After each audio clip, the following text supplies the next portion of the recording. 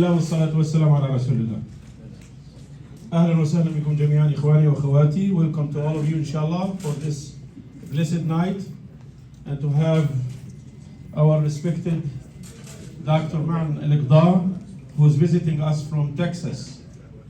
Dr. Ma'an holds a PhD in Islamic Studies from the American Open University, Al-Azhar University, as well as a Bachelor of Arts in Economics from Al-Azhar. In addition, he is an Associate Professor and a member of the Resident Fatwa Committee of AMJA, one of the leading fiqh council in America. Dr. Ma'an is an experienced lecturer in Islamic Studies. His teaching career, he has been providing instructions and training to learners at schools. He spoke at large audiences about Islamic finance, interest-bearing transactions in the United States of America, zakah rules for American Muslims, and the recent financial crisis and contemporary issues regarding the Muslim family at several regional and national conferences. We welcome Dr. Ma'an in Milwaukee for the first time, I believe. Second time? I'm not aware of the first time. So inshallah we are honored to have him here. بسم الله الرحمن الرحيم الحمد لله رب العالمين اللهم صل وسلم وبارك على محمد وعلى آله وصحبه أجمعين. أمسينا وأمسى الملك لله والحمد لله لا شريك له لا إله إلا هو وإليه النشور. أمسينا على فطرة الإسلام وكلمة الإخلاص وعلى دين نبينا محمد صلى الله عليه وسلم وعلى ملة أبينا إبراهيم حنيفا وما كان من المشركين. اللهم إنا أمسينا منك في نعمة وعافية وستر فأتم علينا نعمتك وعافيتك وسترك في الدنيا والآخرة. اللهم ما أمسى بنا من نعمة أو بأحد من خلقك فمنك وحدك لا شريك لك فلك الحمد ولك الشكر. يا ربنا لك الحمد كما ينبغي لجلال وجهك وعظيم سلطانك. رضينا بالله ربا وبالإسلام دينا وبمحمد صلى الله عليه وسلم نبيا ورسولا. أحبتي السلام عليكم ورحمة الله وبركاته. طبتم وطاب ممشاكم وتبوأتم من الجنة منزلا بإذن الله ثم أما بعد. First of all, I'm really glad to be with you tonight. And this is not the first time that I'm visiting with this community. My last visit was, with no exaggeration, I think 17, 18, or maybe 20 years ago. Second of all, if you keep the light off, everybody will be falling asleep. So I would suggest that we keep the light on, if you don't mind, please. خليه on أحسن.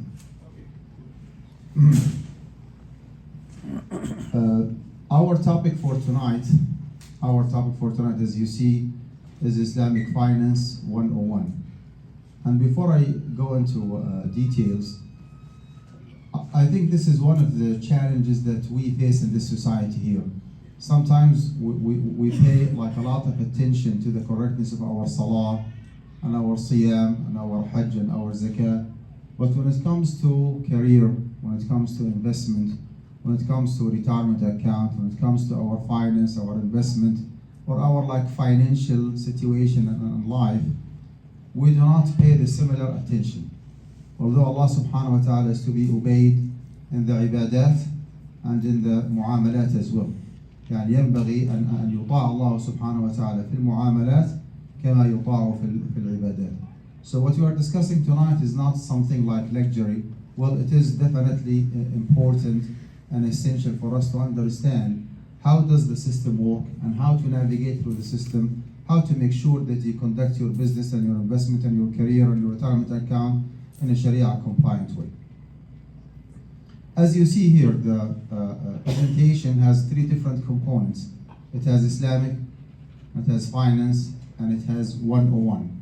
Of course, I mean what I say. It is Islamic Finance 101. Let me just break it down into components just to make sure that we're on the same page. When you hear the term finance as an industry, I'm not talking about the Islamic one, what comes to your mind? Okay, what is the definition of finance as an industry? It's a very simple concept. In every single society, we do have certain individuals who have extra money, extra wealth, that they are not happy with keeping that money as is. They want to involve that money some way, somehow in a business that brings them extra money. So they do have money to offer. Likewise, on the other side, we do have certain individuals who are in need for that fund. Someone wants to purchase a house, or to pay the tuition fees, or to establish a business, or to pay the bills, or to upgrade the business. Needs actually go on and on. So there is a supply and there is a demand. Thank you. Now, when you talk about a society like USA, you're talking about maybe hundreds of millions of individuals between suppliers and people who are demanding for money. Of course, it's close to impossible for those individuals to communicate directly. So we need someone in between, an intermediator or a third party, who is willing to operate as a platform, like receiving money from those who want to offer money, and gives that money for those who want to, who want that money. That platform, that third party, that intermediator actually is the Finance Institute. So in a very technical term, we do have fund mobilization, collecting fund from those who do have money to offer. And there is a fund utilization, redistributing that money, giving that money for those who are looking for fund. And there is a fund intermediation, which is the job of the Finance Institute. If you are talking about conventional Finance Institute, take for example, Capital One, Chase, what else? Bank of America, Wells Fargo, here you go. Their core job, their core business, okay, they make their living out of receiving that fund from those money suppliers, okay, and they give them like certain return, okay, and the saving accounts or the CDs that they open with that bank. So they take the money, let's say for 5% APR, annual percentage rate, and they turn around, they give that money to somebody else for 7% APR, and they make 2%, commission, by just operating as an intermediator. So they borrow money for interest, and they lend money for interest, right? And they keep the difference as their commission. This is how they make their living. This is actually the main source of income of Finance Institute, especially when it comes to traditional finance business. So this is actually what we mean by finance as an industry. Now, when you add to the term finance, Islamic finance, you are now zooming in and talking about a very specific like finance system that abides by the Islamic principles. We all here wholeheartedly believe that, alhamdulillah, Islam is a comprehensive way of life. We have certain rules for engagement, for marriage, for divorce, for inheritance, okay, for transactions, for business, for like ethics, for military, like comprehensive way of life, right? A part of it actually is the Islamic finance system. We have certain rules and regulations and restrictions in order for us to operate within the limits of Islamic permissibility. Now, when you hear the term Islamic finance, it should come to your mind that every single individual in that finance system, whether you are the money supplier or the money recipient or even the finance institute, everybody has to commit to the highest level of transparency and integrity. There is no ambiguity, there is no vagueness. Oh, I did not know. Okay, well, you have to know who is doing what from day one. Who is offering the money, and who is operating, and who is responsible for what every single party is responsible for. Okay, what if one of the partners, for example, did not pay in full? What if someone passed away? What if someone wants to terminate that partnership? All these what ifs with S have to be incorporated in a contract. So everybody knows from day one, okay, who is doing what and who is entitled for the profit and who will be incurring the loss. What if there is a profit, there is a loss, there is a break even? Everything has to be incorporated and clear from day one. Islamic finance is all about ethics and values. When there is a clear contradiction between the permissibility from one side, okay, and the feasibility or the profitability of the business from the other side, they clearly contradict with one another, in a sense that business, that outcome result, that final product of the business, standing against the principles and the ethics of the Muslim community. It is to be banned, it is to be avoided and dismissed from day one. Even if that business is so profitable, so feasible, we don't care about the profitability because we care about the principles and the ethics, and the values of the society. And that's why anything related to adult entertainment, anything related to alcohol or tobacco or gambling or whatever is explicitly prohibited in Islam, we cannot even sit down and talk business. I mean, case dismissed from the very first moment, because that business, actually the potential outcome product, is in a clear contradiction with the Islamic principles, period. Commoditization and asset-backed, that's another characteristic actually. It means that when you get involved, especially if you are an investor, you need to act in a very selfless way as opposed to selfish way. Do not care about your profit and your gain. You should give priority to the welfare of the community at large. Okay, so when you get involved in Islamic finance, make sure that you produce something that makes sense, something that is beneficial, something that will be adding some value to the society. People around you will be benefiting from the business that you are doing. Even if you want to make money, we do not mind at all, but make sure that you are so considerate for the well-being of the society at large. Based on that, most of those so-called financial instruments that people actually trade in nowadays in the stock market, they do not make any sense whatsoever from an Islamic finance perspective.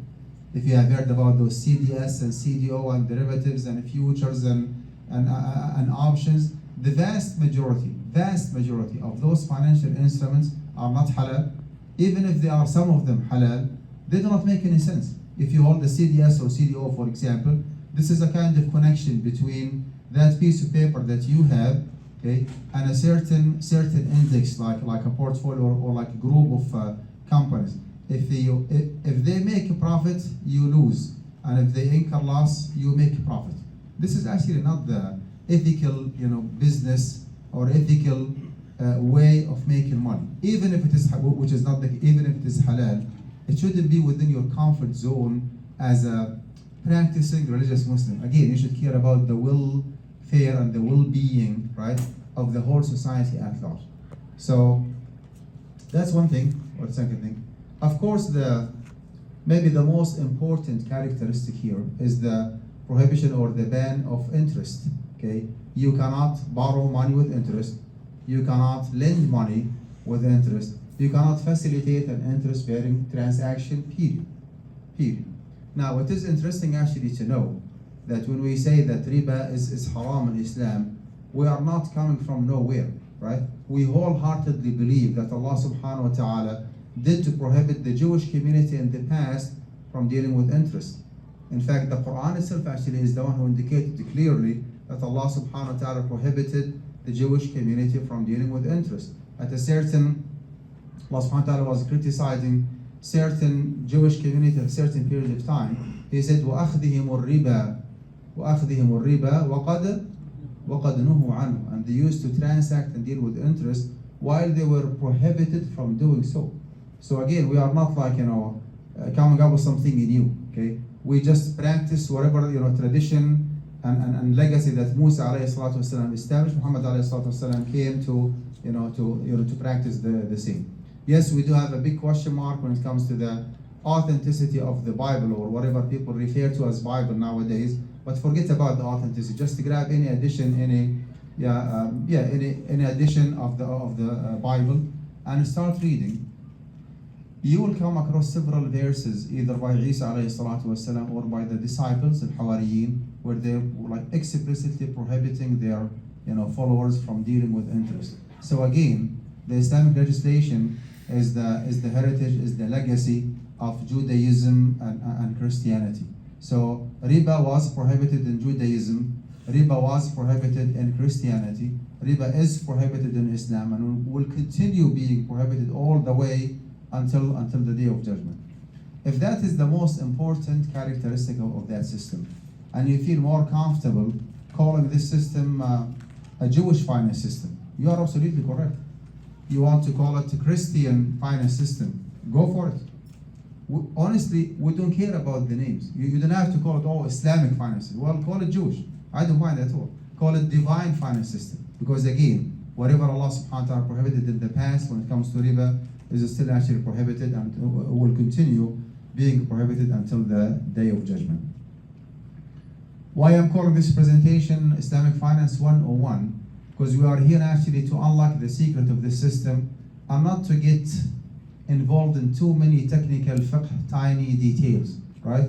Let's say, for example, we concluded that saving account is not a halal option. I was discussing with our sheikh today. What is the alternative, right? That's completely not 101. That is maybe like 200 or 300 level Islamic finance. If you are really interested, you can join Guidance College for Masters in Islamic Economics and Finance. Inshallah, will fix you up, will make you happy. And don't worry, all these questions, inshallah, will be answered in this program. So again, this is just an introduction, like only to the topic. Discussing the Islamic alternatives. Take another example. We concluded tonight that traditional home mortgage is not a halal option. How about the fatwa of our Sheikh Yusuf al-Qaradawi rahmatullahi alayhi? Is it valid or invalid? Do you agree or you disagree?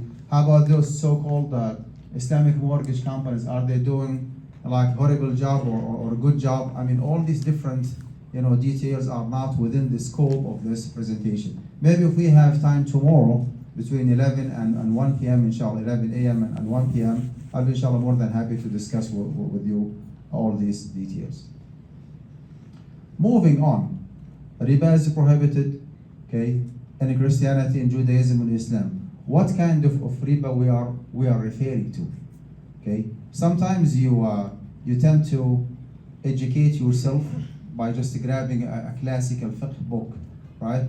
عمدة السالك وعدة الناسك لابن النقيب المصري، مش عارف المغني لابن قدامة، المبسوط للسرخسي, and so on and so forth.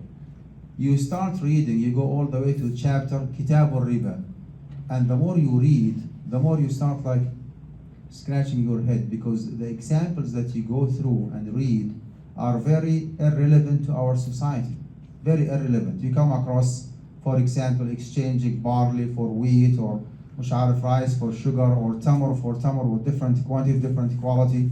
All these examples, all these are absolutely correct, very authentic, do not get me wrong. But they are very irrelevant to our society.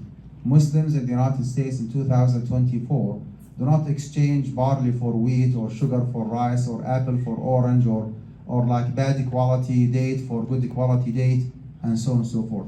If you want to make an order, like to purchase some groceries, you just grab your phone, you go to that app and make an order, use your debit card, your credit card, sometimes even you use your cryptocurrency, right?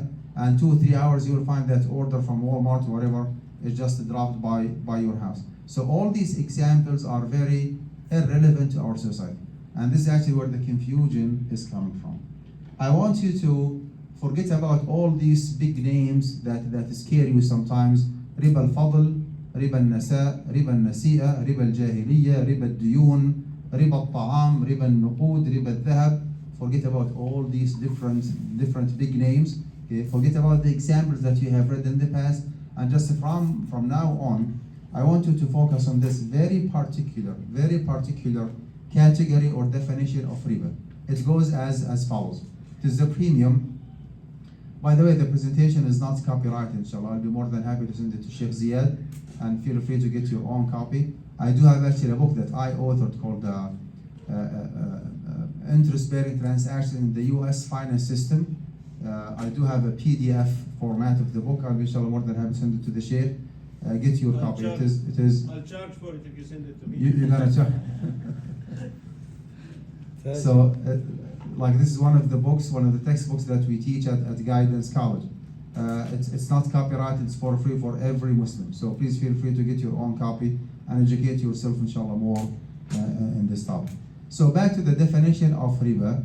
It is the premium that must be paid by the borrower to the lender, along with the principal amount, either as a condition for the loan or for an extension in its maturity. Now, for simplicity purposes, I want you to forget about the other part, or for the extensionist maturity. Just focus on the first part of it, and just look at it. What do you see here? How many categories of money indicated in this definition? We have a premium and we have principal. We have premium and we have principal. And how many parties involved here? Two different parties. We have borrower and we have a lender. We have borrower and we have a lender. Based on this definition, when someone borrows money, you know what? I'll give you an example. You go to Bank of America, you apply for $100,000 loan. It could be personal loan, investment, business loan, construction loan, student, call it whatever you want, any category. Once you are approved for 5% APR. APR stands for annual percentage rate. If you decide to take that money for one complete year, right, then the $100,000 has to be paid back 105. Is that correct? If you want to keep that money for 3 years, total has to be paid is how much? 115, and so on and so forth. Is that correct? Now, once you get the money, right, you are absolutely by your own, right? You took that money like construction loan, okay? That business flourished perfectly fine. You made a profit. You just break even. You incur loss. You go bankrupt. Honestly, the bank does not care about, in a very positive way, does not care about you whatsoever. Once you get the money, you are by your own. No liability, no risk whatsoever, right? The bank is just sitting, relaxing like me, like this, waiting for you to pay back 105 within 1 year. Okay, whatever happened to that money, that's not even within his interest to ask. So you can maybe sense from now why Allah subhanahu wa ta'ala is prohibiting interest or prohibiting riba. Back to the definition. From now on, whenever I say riba, whenever I say interest, whenever I say usury, I refer actually to this very particular category, right? And by the way, that's the riba that has been mentioned in the Quran. لا تأكلوا الربا أضعافا مضاعفة الذين يأكلون الربا لا يقومون إلا كما يقومون, and so on. Every single term riba in the Quran refers to this one. This is actually, by the way, the most severe level of riba, and its prohibition is agreed upon. You're a Hanafi, Shafi'i, Maliki, Hanbali, it doesn't make any difference whatsoever. Whatever madhab you follow, when it comes to this category of riba, it's haram. That kind of riba actually is as simple as interest-bearing loan, no more and no less. And to my very humble experience, more than 95% of the interest-bearing transactions in the USA belong to this, to this category, believe it or not. Someone is giving money, okay, and once that money is given to the other party, to the recipient of the money is fully responsible for the principal and for the premium. There is no risk, there is no liability on the financier. All the liability and the risk actually are shifted from the financier or the lender or the bank or the finance institute or the mortgage company, call it whatever you want, or even an individual lends money with interest. All the liability is taken by whom? By the recipient of the money, by the victim actually, or by the borrower. So again, maybe you can sense from now why Allah subhanahu wa ta'ala is prohibiting interest. So remember, the premium that has to be paid by the borrower to the lender, along with the principal amount, as a condition for the loan. As a condition for the loan means that if you tell the loan officer at Chase or Bank of America, okay, I'm willing to take that $100,000, but I'm religious Muslim, I do not pay interest. Do you think that I can take the money with zero interest? He would say, well, we are not a mosque, we are not a masjid. If you want to get money for free, go to your mosque and ask them for money. We are making business here, right? If you want to get the money, then you have to pay us interest, right? And this is actually what I mean by saying as a condition for the loan, which means that if you do not commit yourself from day one to pay interest, you are by your own. You cannot take that money. Okay, I want you to pay attention here to something, that in this very particular definition, riba is unavoidable. Riba is unavoidable. Unlike when you hold, for example, a credit card. Credit card actually does indicate riba, but if you know how to handle it, you can just use your credit card for years and years and years without paying one single penny as an interest, right? Yes. And by the way, this is all for the extensionist maturity. So that credit card falls under this category here. which is completely different from the first one. Moving on. Again, whenever I say riba, I refer to this one. You can tell that this kind of finance, we call it in a very technical term, risk shifting finance. Risk shifting finance. So the risk and the liability is shifted from the bank to whom? To the recipient of the money. You are absolutely by your own. You make a profit, you break even, you incur loss, the bank does not care about you. And it does actually indicate a lot of financial exploitation. Someone actually is taking advantage of others. Someone who does have money, who imposes conditions. Here is the money, okay, as a loan for 4%, 5%, whatever, APR. You take it or you leave it. Now, because of the financial exploitation, as I will be explaining inshallah as we go, because there is no partnership, we call this kind of finance, okay, we call it a risk shifting finance. I want you to remember this term because the Islamic finance is all about risk sharing, okay, as opposed to risk shifting one. So this one is the like the traditional, the riba one is a risk shifting one. The Islamic finance one is all about risk sharing one, as I will be explaining. Challenge we face. Riba is haram. We know that riba means the premium that has to be paid by the borrower to the lender along with the principal amount as a condition for the loan, right? We read something in the classical books and we come across completely different examples in the real life. In the classical books, riba al-fadl, riba al-nasa, barley for wheat, orange for apple, and so on and so forth. In the real life, you come across certain payments or certain charges. Sometimes you charge others, sometimes you get charged by others, and you do not know whether that charge, right, is riba or not, right? Take for example here, about the penalty clause, shart al-jazai, overdraft charge, I'll explain, overdraft charge. How about late fees, the one that you see in every single utility bill that you receive, right? If you have any business in the stock market, how about the dividend that you make or the profit that you make from those financial instruments? How about profit? How about commission when you do a job and you get a kind of commission? Is it riba or not? A term interest, is it riba or not? Cash back, I'll explain. Cash back, like when you use your credit card and you get some, cash back. How about fine? غرامة مالية. How about compensation? تعويض مالي. How about honorarium? You do something and you receive $500 or 1,000 as an honorarium, right? Could be stipulated, could be non-stipulated one. Is it riba or not? How about service fees, equity, shares, and actually the list goes on and on.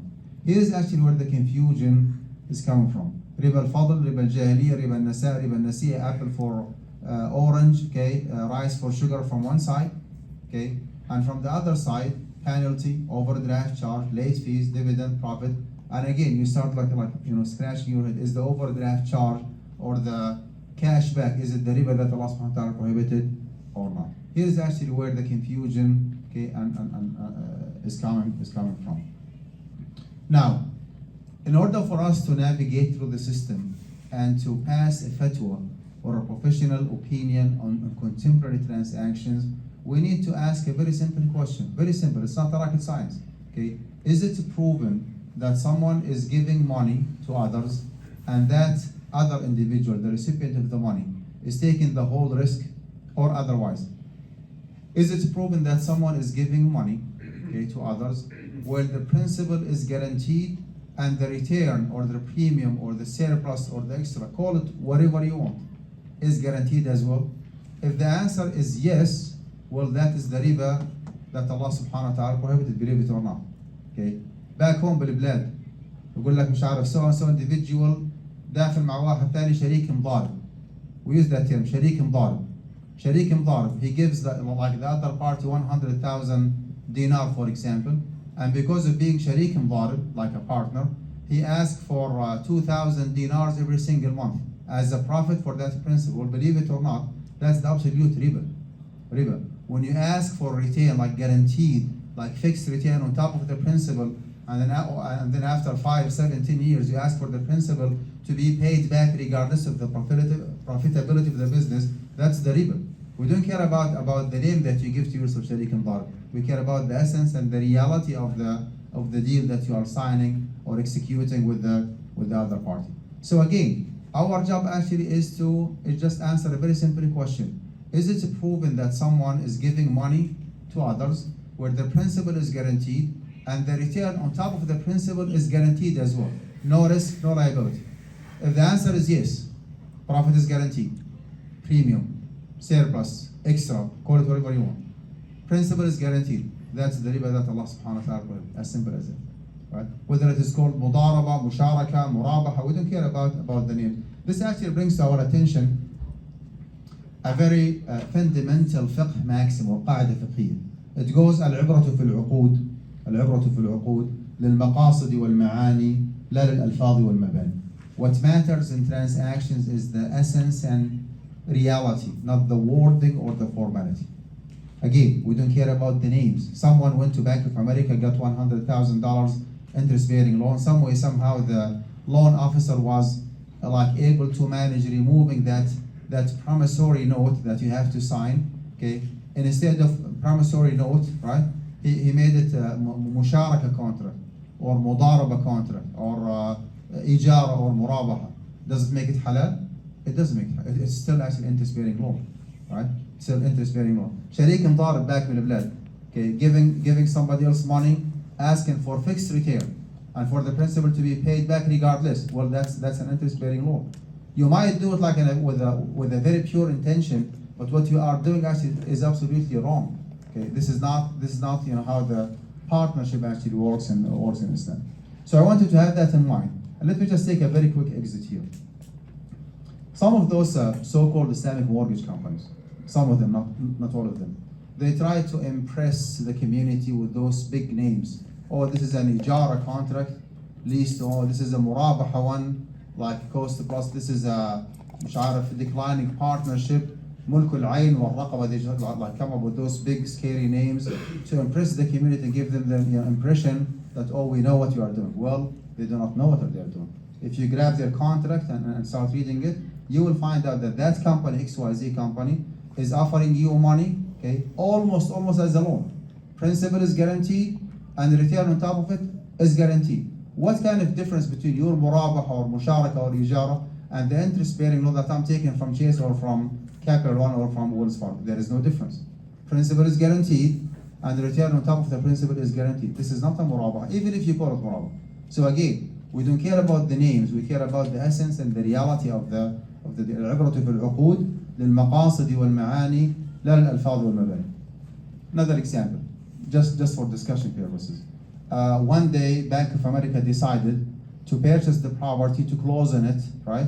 Like you want to mortgage a house. They decided to purchase the property, close on it, becoming the owner, the landlord, and sell it back to you next day in the morning with a markup. So they paid out of pocket $500,000, okay, spot sale, and next day in the morning they sold it back to you for $600,000 in installment for 10 years. Well, that's a halal murabaha. Even if the other party is Chase or Capital, we don't care about the deal, and what we care about is the essence and the reality of the deal. So based on that, even if those companies are so-called Islamic mortgage companies, if they do not show that Islamic finance concept and principle where they take a good amount of risk, okay, where they do not guarantee the principle, they do not guarantee the profit on top of it, they are not Islamic, even if they call themselves otherwise. Moving on, let's take some case studies, right? Some examples, just to unlock the secret of riba issue. Okay. First example is saving account. That was like a hot topic with Sheikh Ziyad today before Salat al-Maghrib. I do have $10,000, and I told Sheikh Ziyad, listen, here is $10,000. You take it, and you have to pay it back to me $11,000 by the end of 2025. By the end of 2025. Okay. So my principal is guaranteed, and my return on top of the principal is guaranteed. What do you call that relationship between me and Sheikh Ziyad? That's an interest-bearing loan, right? Here is the money, do whatever you want, you pay me back $11,000.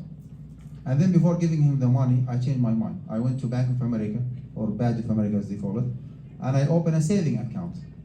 Okay. Now, based whether online or just in person, based on that, I deposited $10,000, and based on the deal that I signed with Bank of America online or in person, they have to pay me back $11,000 by the end of 2025.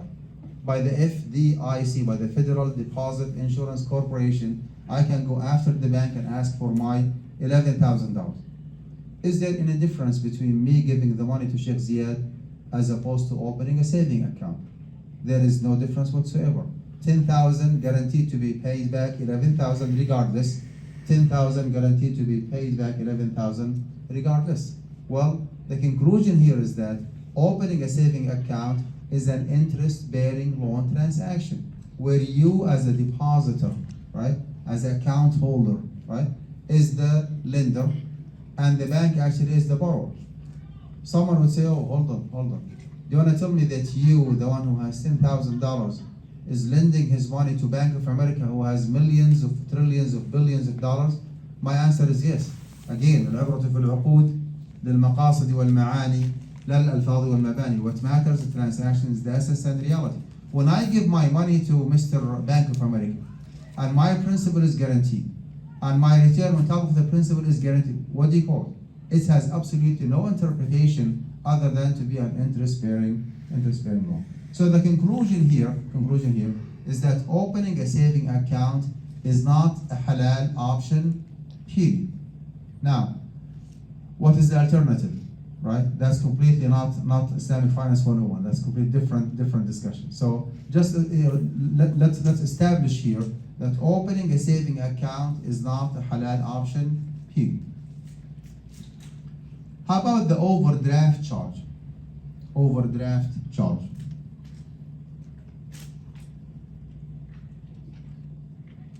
Overdraft charge, example. I have only $300 available in my debit card.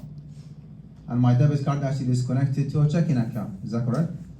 So I stopped by a point of sale and I purchased a phone for $500. Fortunately or unfortunately, the transaction went through. I just got the phone and went through. Few days later, when I checked my online statement, bank statement, I found out that I have to pay Chase $200 plus $35. I'm just giving random numbers, so they're not quoting that. $35 overdraft charge. It's not riba, it's not interest, it is overdraft charge. Okay, what is the status of that overdraft charge? Before you answer, I want to just pause a little bit and try to unlock the secret of what's going on here. What does it mean to you that I have only $300 and I purchased a phone for $500, okay? And the transaction went through. It means that someone paid on my behalf $200. Is that correct? And that someone is the bank. Now, do you think that the bank is giving me $200 like مشان سواد عيوني يعني like a gift for me? No, I have to pay it back. $35, right? I have to pay it back $200. If the only thing that I have to be to pay back Abu Isa is $200, then we're good to go. I borrowed $200. I have to pay it back how much? $200. The problem here is that I have to pay on top of the $200 another $35. Well, if you go to the very fundamental rules of riba, okay, I borrowed $200, I have to pay it back $235. Well, by default, unless otherwise proven, that $35 is riba. Although it's not introduced to you as riba, it's introduced as overdraft charge. Someone can make a very good argument here. Okay, you can say, no, hold on.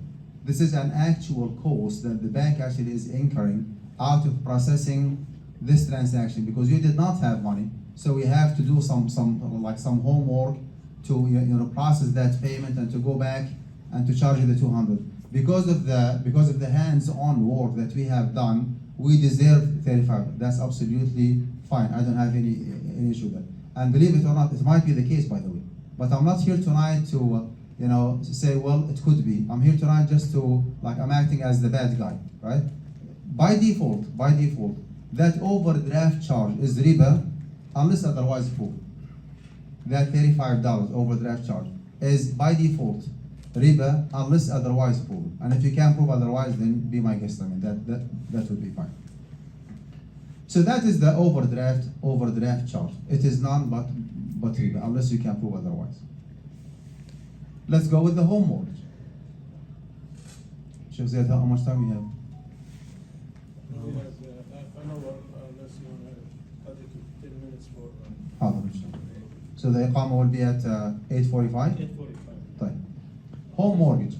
When you mortgage a house in a very traditional way, like very conventional way, do you know that how many segments, okay, or how many transactions you are going through simultaneously? Again, we are here again, like to unlock the secret of those contemporary transactions. Saving account, now we know it's not a halal option. Overdraft charge, we know it is not a halal option, right? How about home mortgage? When you traditionally like mortgage a house, it means that you are getting involved in a sale agreement, okay? There is a landlord who has a house, he's asking for $500,000. So you sign a sale agreement with him to purchase that house. And because you do not have $500,000 like cash to pay, you go to a mortgage company and you apply for a mortgage. Once your application is approved, that mortgage company would pay $500,000 on your behalf to the landlord, right? And you have to pay that $500,000, let's say $800,000 within the next 30 years, right? Now, in order for the mortgage company to secure their fund and to be able to go after you and to get you, the money, they mortgage the property. They put a lien on the property. So far, actually, we're talking about three simultaneous.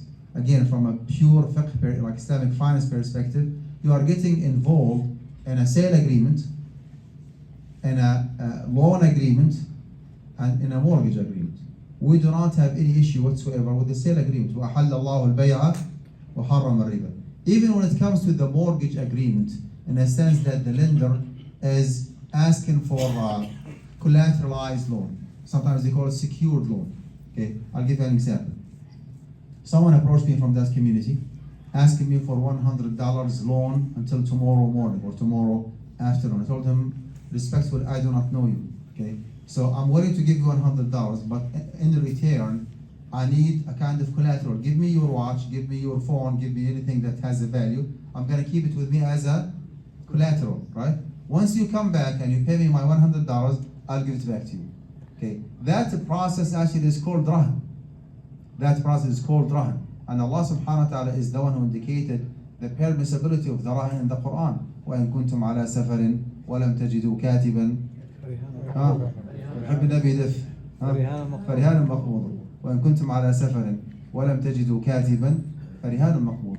So believe it or not, we don't have any issue with the mortgage agreement, like putting a lien on the property. We do not have any issue with the sale agreement where you purchase a house from the landlord. We have actually a big question mark when it comes to taking $500,000 from the bank, from the mortgage company, from Bank of America, and paying it back how much? $800,000. Now, we have three different segments here. Two of them are halal, and one is haram. Is that correct? In a very democratic society, we go with the majority. Am I correct? So two halal against one haram, then the whole deal should be halal with the majority, right? Well, in the Islamic finance system, it goes the other way around.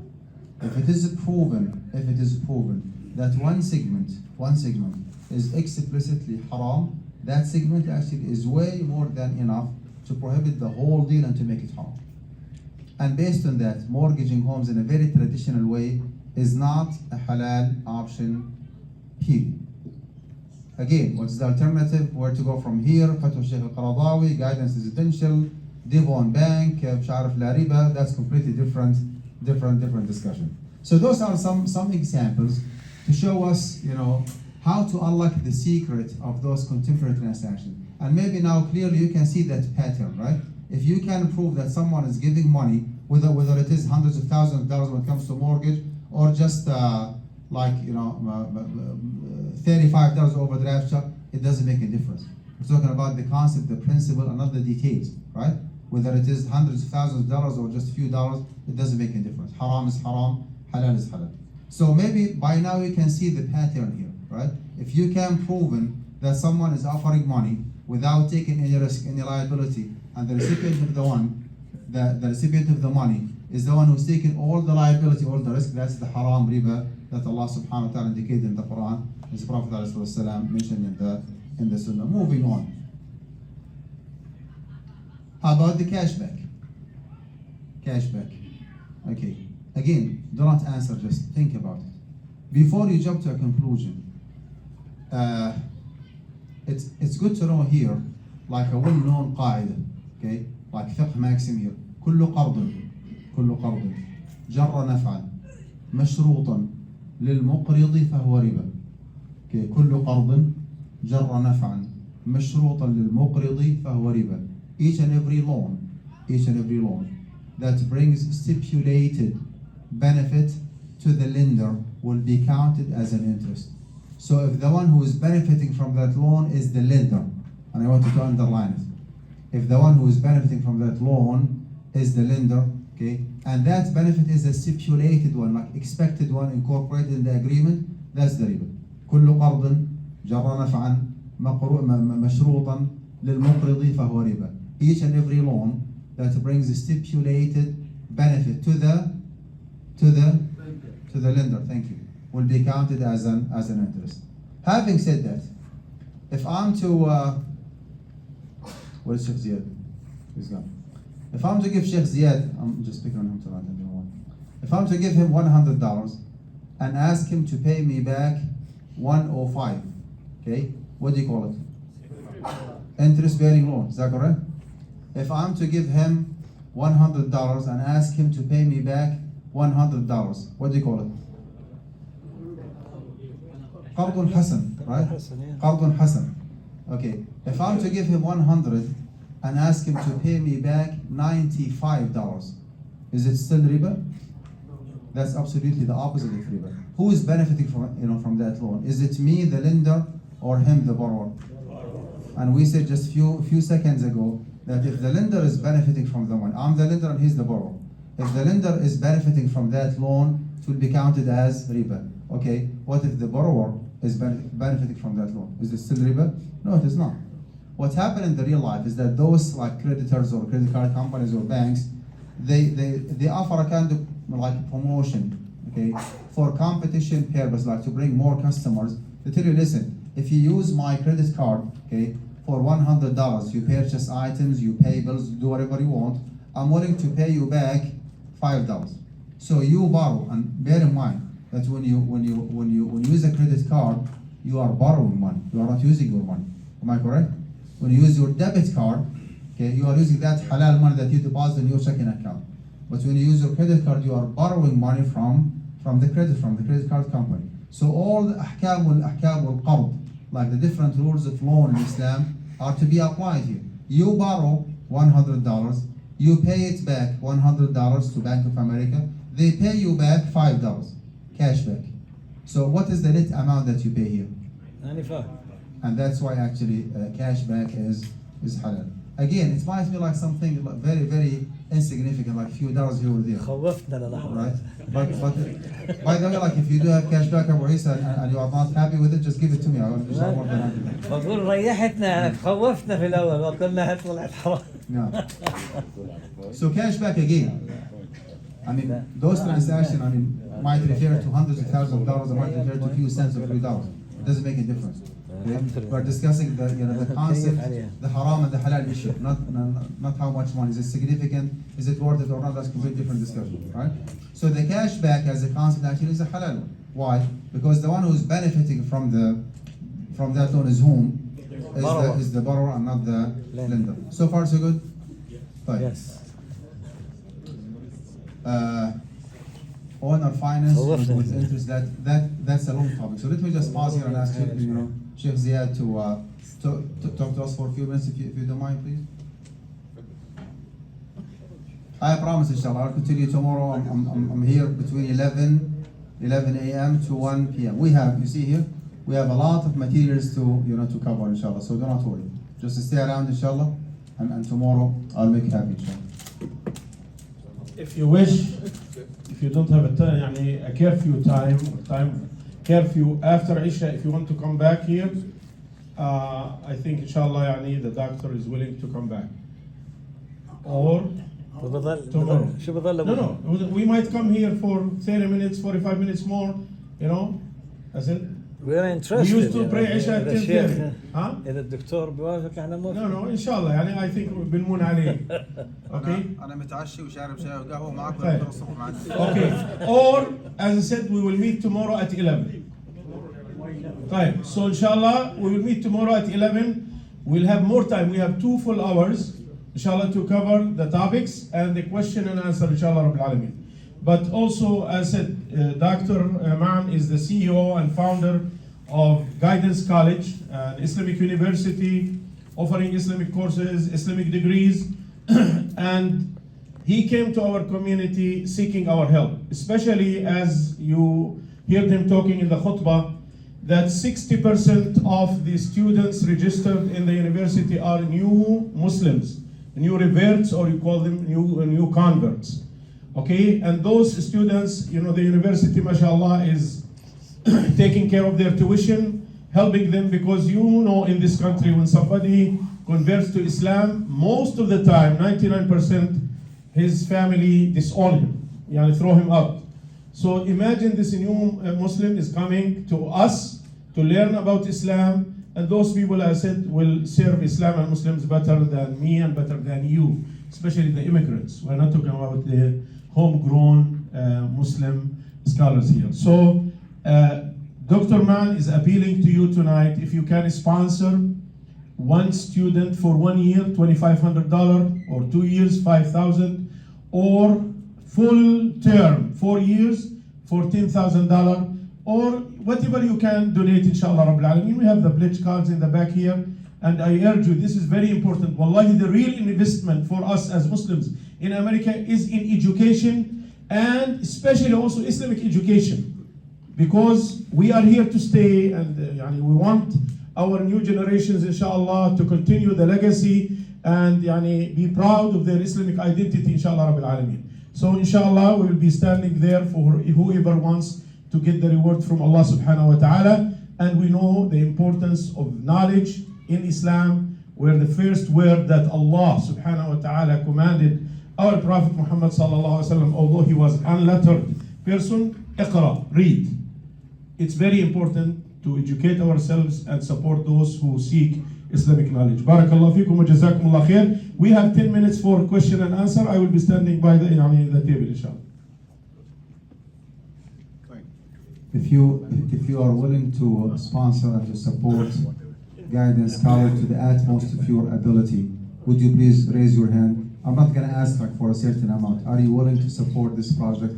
You believe in it, you want to be a part of the success of this project. Would you please just raise your hand? Inshallah, I'll be waiting for you with Sheikh Ziyad, inshallah, waiting for your generous support. We have 12 minutes for a question and answer now, if they have about the topics covered. Somebody wants to come after Isha for a question and answer, we'll bring him down. Right. Do you want to have a question and answer, or do you want you to continue the slide here? Continue the slide? Okay. I'm going to just go by the majority. Continue the slide, raise your hand. Okay, right. How about owner finance with interest? Example, you want to, we still have 15 minutes for the salah. Okay, 10 minutes half. 12 minutes. Right, inshallah. Yeah, plus tax, that's 15, or plus interest, that's 15. Right. So owner finance with interest. You want to purchase a car, okay, for example, from your non-Muslim neighbor, friend. Okay, he's asking. Is the screen on, or you don't want to use the screen? No, the screen is on. I don't know what. No.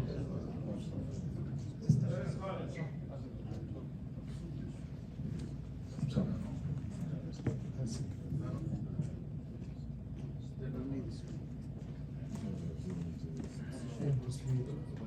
Maybe the screen is waiting for your donation, like to say no.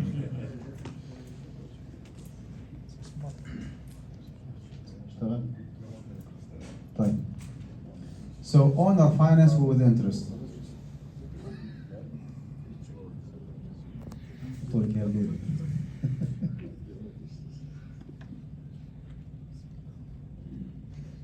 انت بعدين بس تيجي خلاص كمل يا شيخ. بالك هذا؟ طيب. Okay. Owner finance with interest again. You want to like purchase a car from your neighbor, okay? And he was asking for $10,000 cash, and you told him, I'm very interested, but I do not have $10,000 cash. Is it an option for you to make an installment for me?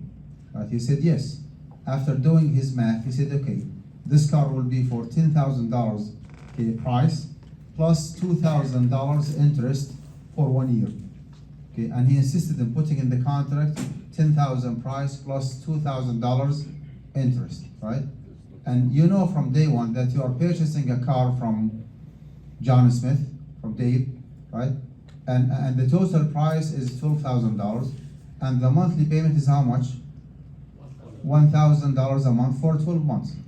Do you think that this deal is haram because John Smith actually added $2,000 interest, although he was asking for $10,000 cash? Again, do not answer. I want you just to pause and think. Just take a breath and think about it. This is exactly what we are doing here tonight. We're trying to unlock the secret of the. You know what? Let me just confuse you more. How about that? Okay. And instead of going with John Smith directly, okay, you told him, hold a second, and you went to Bank of America and you borrowed $10,000 cash from Bank of America. Okay. You paid that $10,000 to John Smith, and then you paid $12,000 in installment to Bank of America within 1 year. Is scenario 1 equivalent to scenario 2? Are both of them haram, both of them halal? That's the question. Here is the answer.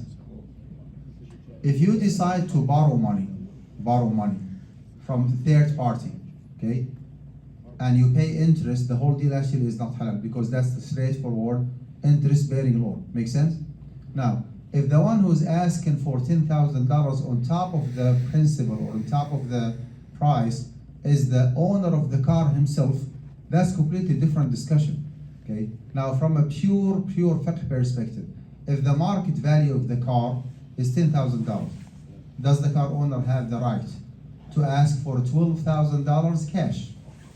Answer is yes. You take it or you leave it. There is a lot of transparency in the market. You just go to kbb.com or CarMax, just enter the specification of the car, and it's going to show you from like within a few seconds how much is the market value of the car. So you know that the market value is $10,000, and he's asking for $12,000 cash. You take it or leave it. Well, if he does have the right to ask for $12,000 cash, why cannot he break it down into 1 year, 1,000 each? This is actually one of the very few cases, very few scenarios where the Islamic finance system does acknowledge what is called the time value. Sometimes they call it the opportunity cost, which means that he has compromised the opportunity of selling that car. I'm talking about John Smith, okay? Selling that car for $10,000 cash to somebody else, in which he was able to do so and to get that money, involving the $10,000 in a business and make $2,000 profit within 1 year. He has compromised that opportunity to make you happy by giving you the car.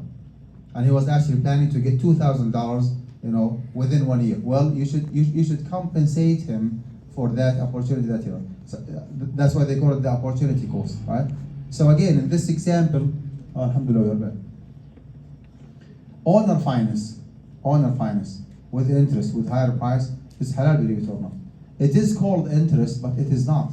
Well, basically there is no loan agreement to start with. You are not borrowing money. You are just purchasing a car from John Smith.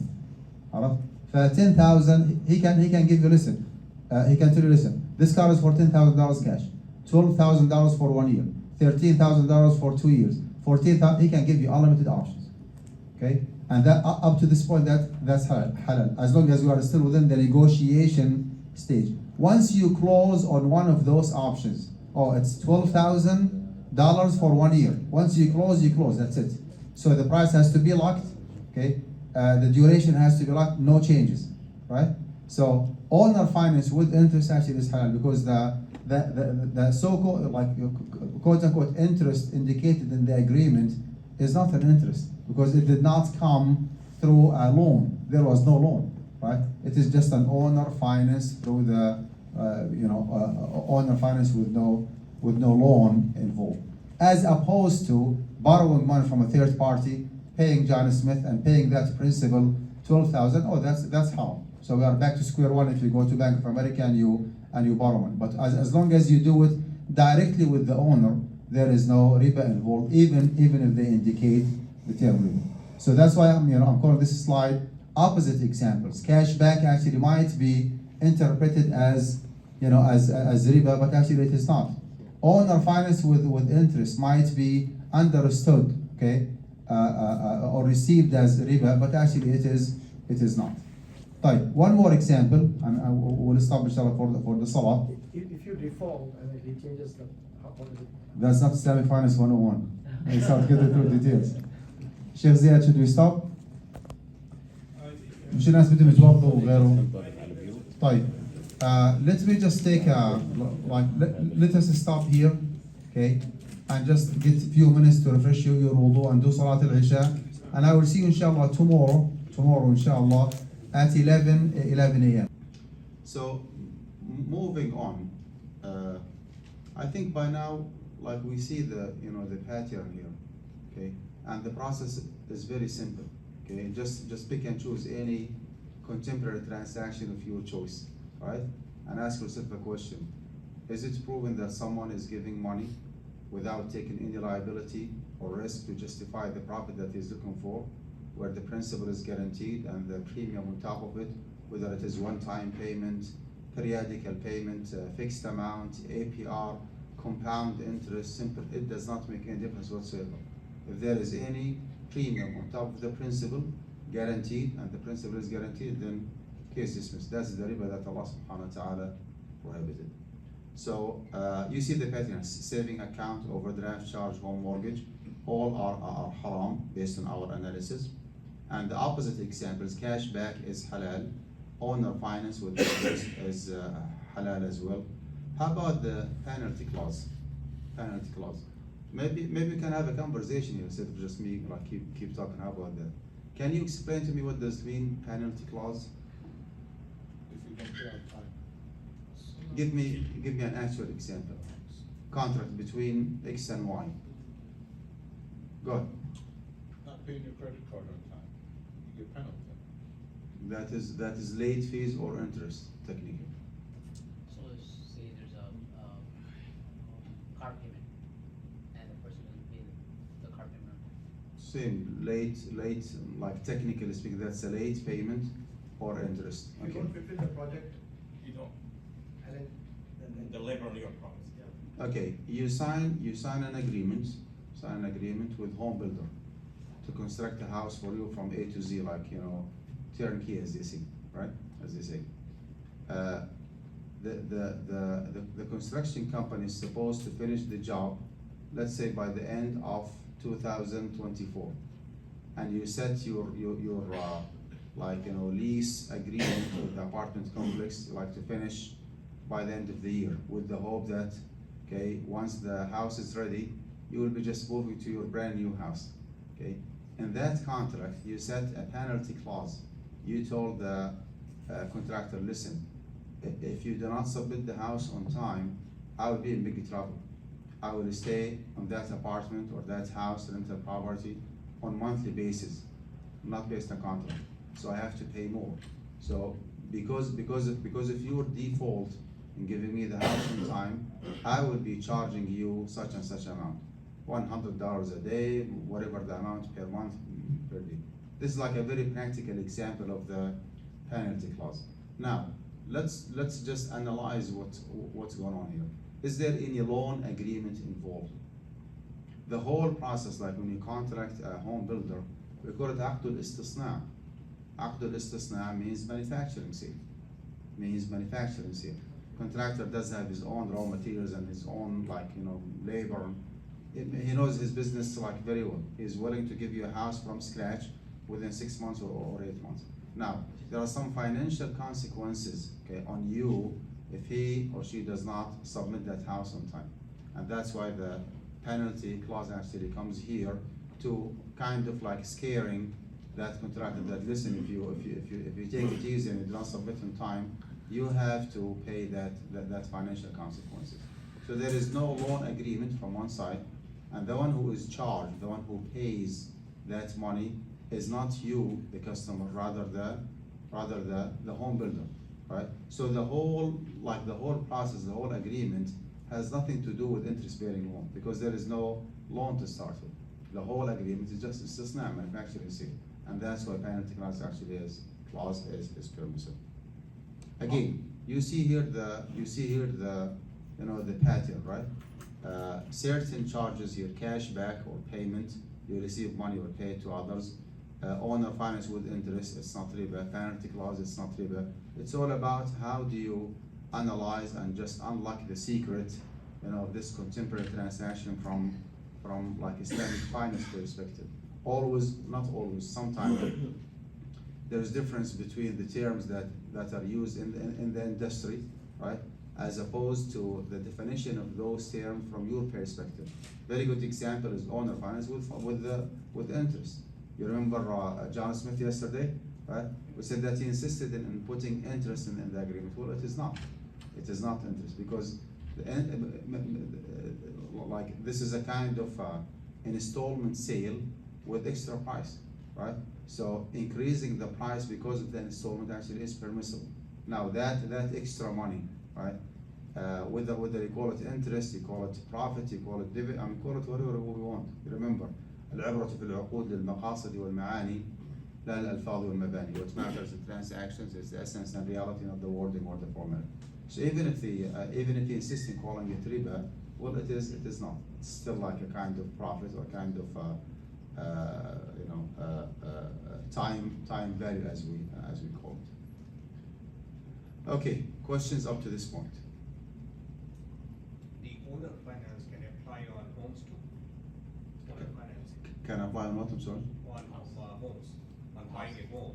If you deal with the seller and the buyer, okay, you have 350,000, I'm going to pay 400,000, there's 50,000 is my profit, and then you divide equal. That's also comes under owner finance. Are you contracting home builder? No, from anybody, yeah. You're buying the house from person, yeah. Or buy from home or from a company or whoever. So you buy a house and you sell it with profit. That's called murabah. Just like in spread of a car, I put a house there. That's John Smith, then you put 10,000 and 2,000's profit, and you divide same. equal. Let's say that That's we also allowed. we do have like a wealthy individual here in the community, and he's interested in making money. You approach him, Okay. you ask him to purchase a house for you, right? To do it a halal way. That's called murabaha. Okay. Murabaha means cost plus, right? So he or she purchases that house for $500,000. He closes the house, so that the house becomes his, right? And then next day in the morning he can sell that house to you in installment sale or credit sale for $600,000, okay, on 2, 3, 4, 5, whatever you agree upon. So he paid out of pocket $500,000 and he receives it back how much in our example? $600,000. He did not give you cash money. So if he is to give you $500,000 cash money, right, and you pay him back $600,000, that's riba. Is that correct? Now to avoid that, okay, we have to make sure that there is no loan involved here. Okay, how to go around it? He has to purchase the house. By purchasing the house, he is taking the risk and the liability of being the owner of the house. Because of that liability and risk, he deserves that profit that he's looking for. And this actually brings to our attention something very relevant here, which is the fact that loan is not a mode of finance in the Islamic finance system. Loan is not a mode of finance, okay? Loan actually is the only mode of finance in the traditional and the capitalist and the global finance system, right? You go to any bank, you apply for a loan. Personal loan, investment loan, business loan, construction loan, مش عارف student, whatever. At the end of the day, it's just a loan for interest. Is that correct? That's the only mode of finance. There is no musharaka, there is no partnership. In the Islamic finance system, there is nothing called like investment loan. It doesn't go this way. What we believe in as Muslims is that loan is an act of charity, act of devotion. You give your money as a loan if someone is like in real like desperate need for that money. Someone actually is running out of resources. He wants to pay like the rent for his apartment or the tuition fees for his kids, or to do like a surgery, or to provide some food for the family, but he doesn't find sufficient fund, right? So you give him that money as a loan, as qardun hasan, interest-free loan. And by the way, a part of that devotion that you do is to incur the loss, which is the reduction in the purchase power because of the inflation. Are you catching up with me here? So you give him $10,000. You give him $10,000. Let's say for sorry.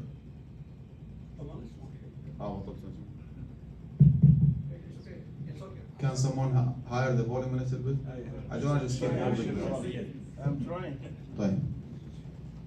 So you give him $10,000, let's say for 6 months or for 1 year. Now the purchase power of the 10,000 now, let's say 10,000. After 6 months or 1 year, what will happen? The purchase power will go down to 9,000 or 9,500 because of the inflation. Because of being so practicing and religious Muslim, okay, you need to incur that loss, right? Because you anticipate none but the reward from Allah subhanahu wa ta'ala. In fact, the Prophet ﷺ have told us in a very authentic hadith that if you lend your money twice, qardun hasan, you will be counted as if you have donated that money. If you lend your money twice, you give it to a Muslim brother or sister, interest-free loan, okay, and you just wait until like they are like capable enough to pay it back, and then you lend it to somebody else for the second time, you will be counted reward-wise as if you have donated that money. So the bottom line here is that loan is not a mode of finance. If I do have, let's say, $500,000, right, cash money, and someone approached me, I know for a fact that he's in desperate need for that money, just a matter of few weeks, few months, and he will pay me back. I'll be inshallah more than happy to give him that money again as a devotion, as a support, as a help, anticipating none but the reward from Allah subhanahu wa ta'ala. But if I know that he wants that money to upgrade his business, he has like a wonderful, mashallah, very successful car dealership, okay, and he wants $500,000 to use it for 1 or 2 or 3 years, okay, generating a lot of money and profit from my money. Is it like a good choice or a good decision for me to give him $500,000 cash as qardun hasan? Yes. No. No, it's good. It's always good. Right. Okay. He will take that money, right, and put it in his business, making a lot of profit out of my money. Okay, and then after 2 or 3 years, if he even like to pay me the money back as a Muslim brother, like how Muslims deal with one another. So if he decides to pay me the money, the purchase power of the money will be down maybe 20 or 30%. So he comes back after 3 years with a big hug. Oh, Sheikh, Jazakallah khair, thank you so much. Here is your money back. Seriously, you want to use my money for 2 or 3 years, and then you give me the principal, and I'm the one who is incurring the loss or the reduction in the purchase power? This is absolutely a wrong decision. I'm not saying it is. It is haram. Well, you can, but you are not anticipated. You are not expected, right, to do so, because simply loan is not a mode of finance. So what's the proper way of doing it then? Back to our example. I do have $500,000, and I know that he wants to use it, to upgrade his car dealership business. Well, if that is the case, let's sit down and talk business. There is one of the modes of finance called the mudaraba. Mudaraba means trustee partnership. Mudaraba means trustee partnership. السلام عليكم سيدي. عفوا على التأخير شيخ. كيف الحال؟ مضاربة means trustee partnership. So based on this model, I give him the $500,000, right? And like after doing the like evaluation of the business, let's say that we both agree that the market value of the business, let's say $1 million, right?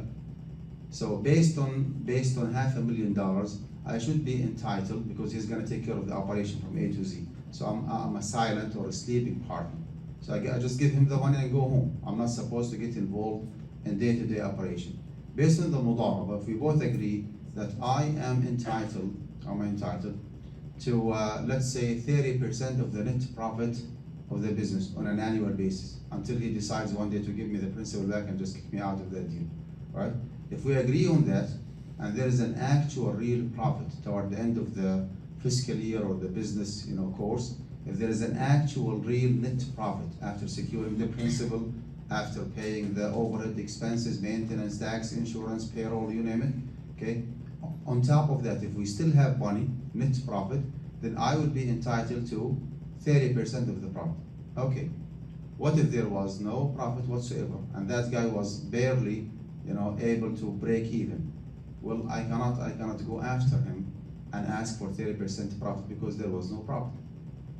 Worst case scenario, something happened, act of God, COVID-19, okay? He was unable to make profit, unable to even maintain the principal. He just lost everything, okay, and just even went bankrupt.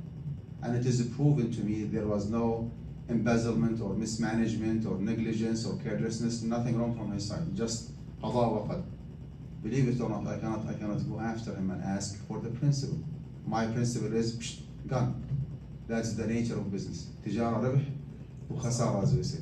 You see, that is the risk sharing model that we believe in. That is the one that brings the ultimate justice. You remember yesterday when we were talking about after Isha about justice? Okay, that's the huge difference between the Islamic finance and the traditional finance. Traditional finance, I just give them $500,000 for 5 or 7% APR. You are absolutely by your own. You make a profit, you break even, you incur loss, you go back. I don't care. I can just go after you and ask for the principal and ask for the premium on top of it. And the Islamic finance system, it doesn't go this way, right? Okay. Back to our discussion. Loan is not a mode of finance. Loan is an act of charity and devotion, right? Money is to be given. You have to decide as a financier, as a wealthy individual. You have to decide. You either give your money as a loan, interest-free loan, and your principal is guaranteed. Your principal is guaranteed. You can guarantee. You can ask for whatever collateral to secure that loan. You can give a collateralized loan, right? Sometimes they call it secured loan. You can put a lien on his property until he pays you back, because you are not anticipating any profit or any premium on top of the principal. So the minimum that you can go with is just, well, here's my money, but you need to guarantee the principal, right? I'm not asking for anything else. Or otherwise, you give it as a musharaka. One of the musharakat partnership is called the mudaraba one, where the management and the operation is provided from one party and the principal is provided by the other party, like the example that we discussed. So it's either or. If you give your money for investment purposes, you cannot guarantee the principal, you cannot guarantee the profit. Okay? The Prophet sallallahu alayhi wa sallam, and a very subhanallah, utiya jawami al-kalim sallallahu alayhi wa sallam, in 2 words, he just like summarized the whole story by saying al-kharaju bil-daman.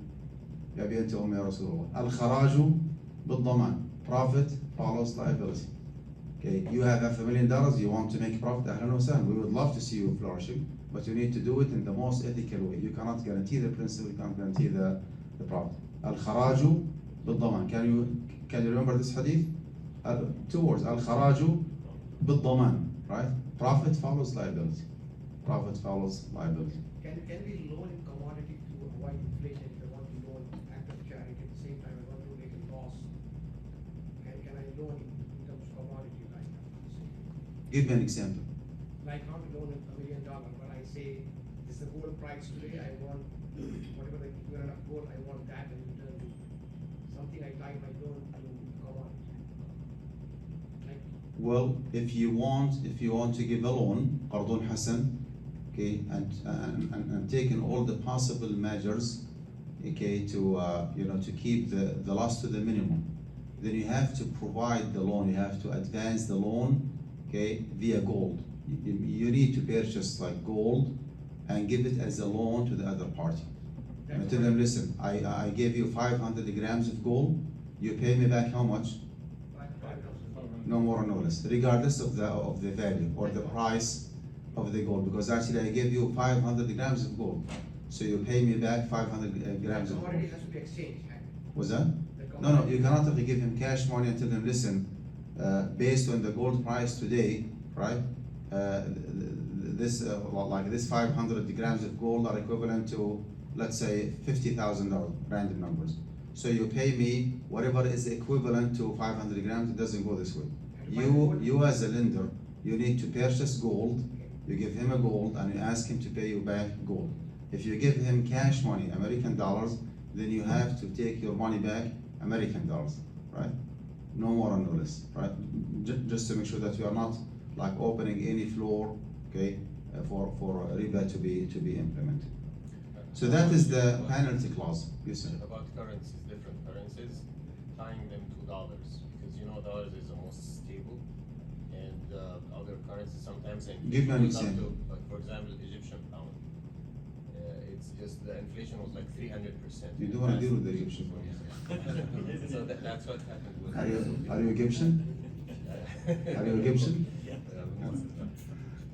So what is the question? Lebanese lira or whatever. So inflation is controlled by the government. طيب. So that's the thing is. The rule here, money حبيبنا. is not a money. Yeah, the rule here, okay, الديون والقروض عرفت تدفع بمثلها لا بقيمتها. بمثلها لا بقيمتها. So you paid someone 100,000 Egyptian pound, you take it back 100,000 Egyptian pound. If you want to be in the safe side and to mitigate the risk, as they say, then you give him American dollars and you ask him to pay you back the exact amount of, you say, American dollars.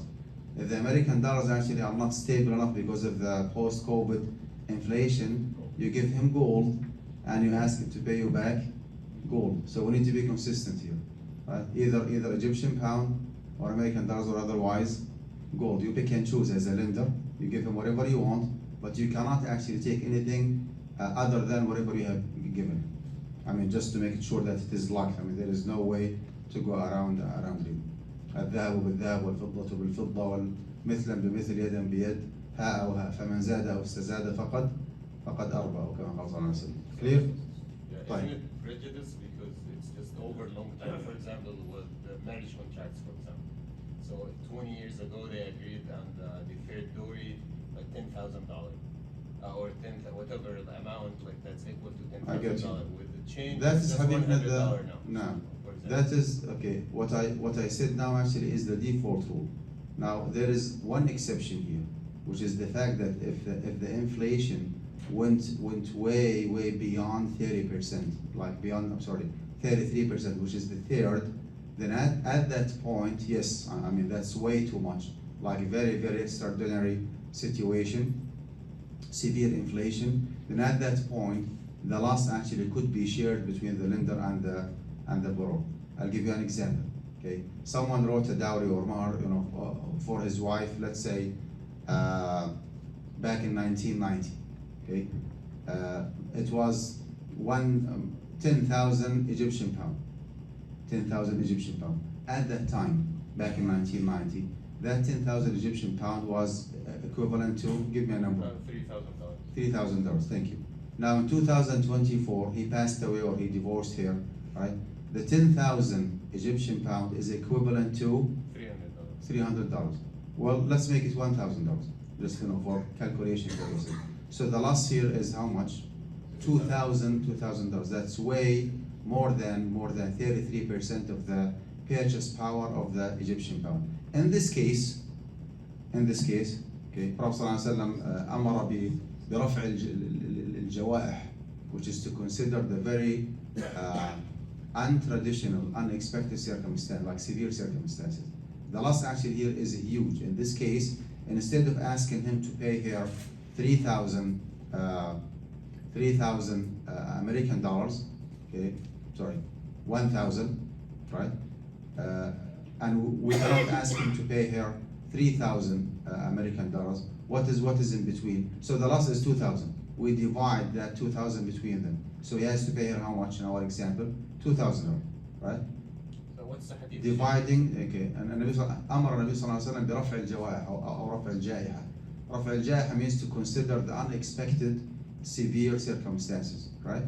So in our example here, either $3,000, which $3,000 or $1,000, both of them actually are like inaccurate, because back in 1990 that 10,000 was equivalent to 3,000. Now it is equivalent to only 1,000. Well, the difference is 66%. That's the thing. Well, in this case, I mean that 1,000, that 2,000 has to be divided between the two. So we ask him to pay her, okay, whatever is equivalent to $2,000. But this is like a very exceptional circumstances. It's not the default. It is the exception. Sorry. Can borrower pay later without any condition in the loan? End of the day, the borrower is paying something more as an act of. No, he's talking about the dowry, which is a kind of debt technically. It's not a loan. It's a debt. Yani. Not that, I'm asking another question. A lender cannot demand money over time, that is riba. But end of the time, the borrower is paying a bit more of his goodwill, the lender is not demanding it.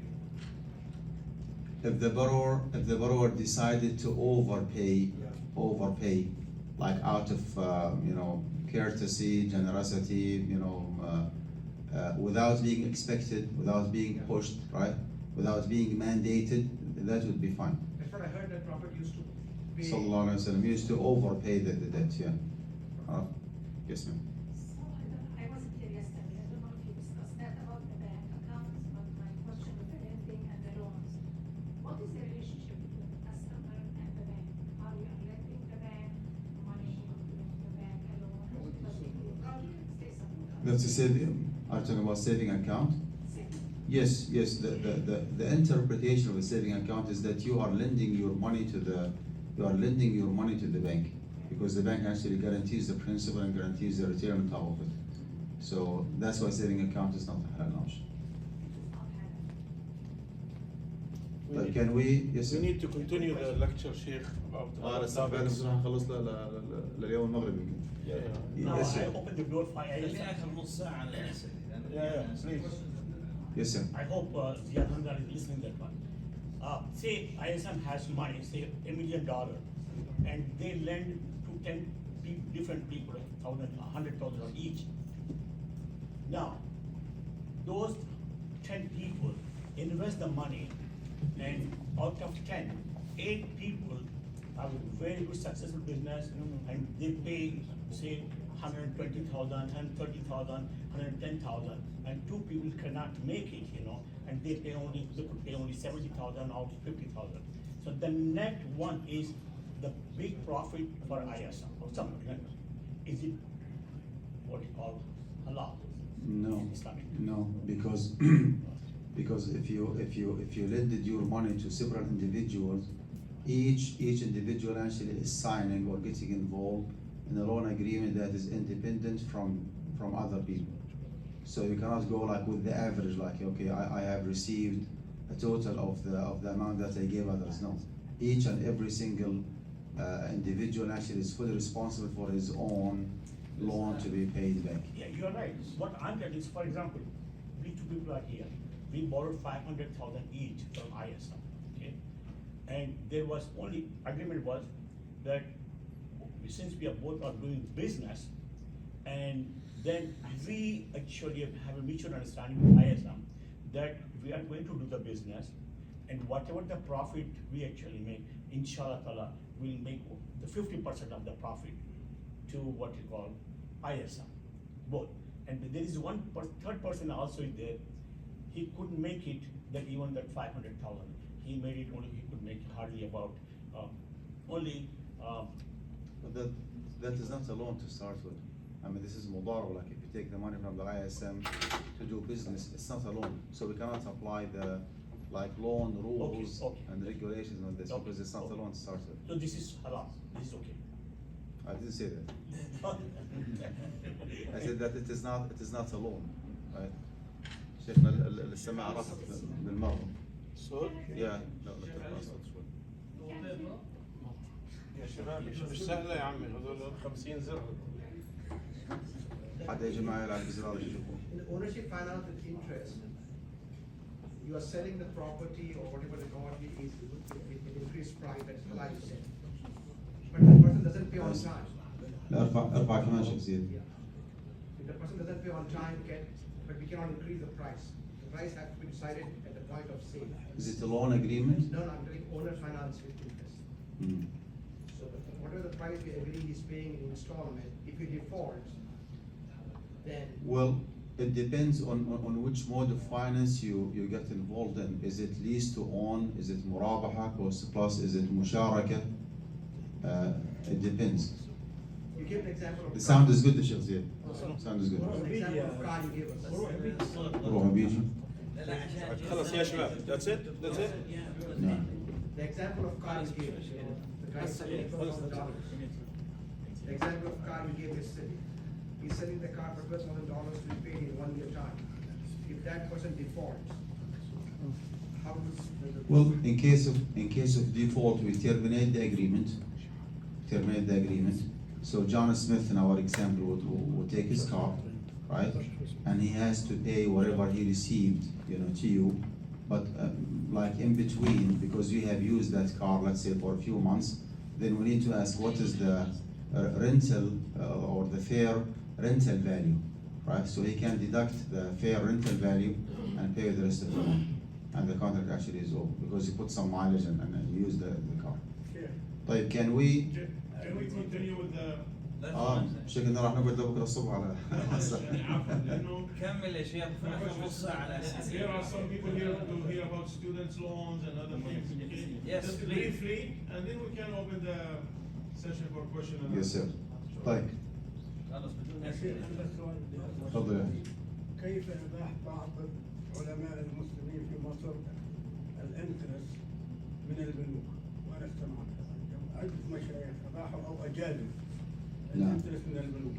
Yeah, the Sheikh is asking how come that some of the reputable scholars in Egypt are okay with the opening saving accounts and receiving return from the banks. Actually, those respected mashayikh do believe that riba is prohibited, but the argument that they have made is that this kind of transaction is not interest-bearing loan to start with. So that's their argument. This is like a brand new transaction agreement between the bank and the depositor. It's not 100% identical to the loan agreement, which is wrong. But this is their argument or logic behind it. So they do agree 100% that riba nasiya or riba diyun is haram. But again, they disagree that this, like opening a saving account is riba nasiya that Allah subhanahu wa ta'ala prohibited. They call it aqdu tamwil, which is absolutely wrong. So we do excuse them like for the misunderstanding that they have, but what they said actually is wrong. As simple as that. Okay. Good to go? Yes, please.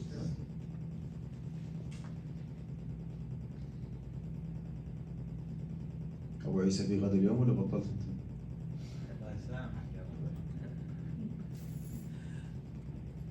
So the على هو جواب الأسئلة بس. إذا بضطريها بغديك مقلوبة. أيوه. Okay. Islamic finance actually is all about the risk sharing, as we already explained, right? Look at those different Islamic mode of finance. Mudaraba one that I explained, like giving $500,000 cash to someone who has a business. Okay, if there is a profit, you will be getting the profit. If there is no profit, you are entitled to get your principal back. If the principal actually is gone, and there is no negligence or mismanagement from his end, you cannot go after him and ask for the principal. The musharaka one actually is the same. Musharaka means partnership. So you get involved in purchasing a house, as I will be explaining, inshallah. Murabaha is I think we already discussed it. So instead of lending money, you purchase a house for $500,000, you close on it, you become the owner, and then you sell it back. You purchase it spot sale, right? And you sell it back credit sale with a markup. So you pay out of pocket $500,000 cash, you sell it back for $600,000 for whatever installment period that you are comfortable with. So that's called murabaha. That's called murabaha. This mode of finance actually is the least preferred one because it is a debt based. It does not involve any partnership between the two. Like the financer, just like stepping in and out. Steps in by purchasing the house, stepping out by just selling it back. And once you purchase the house as a customer, you are by your own. It's not haram, it is halal one.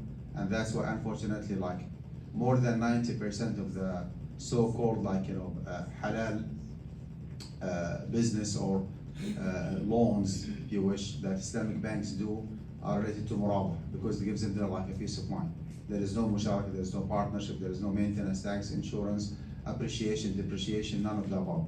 They just step in, purchasing the house, okay, selling it back to you, and you are by your own. However, it is halal.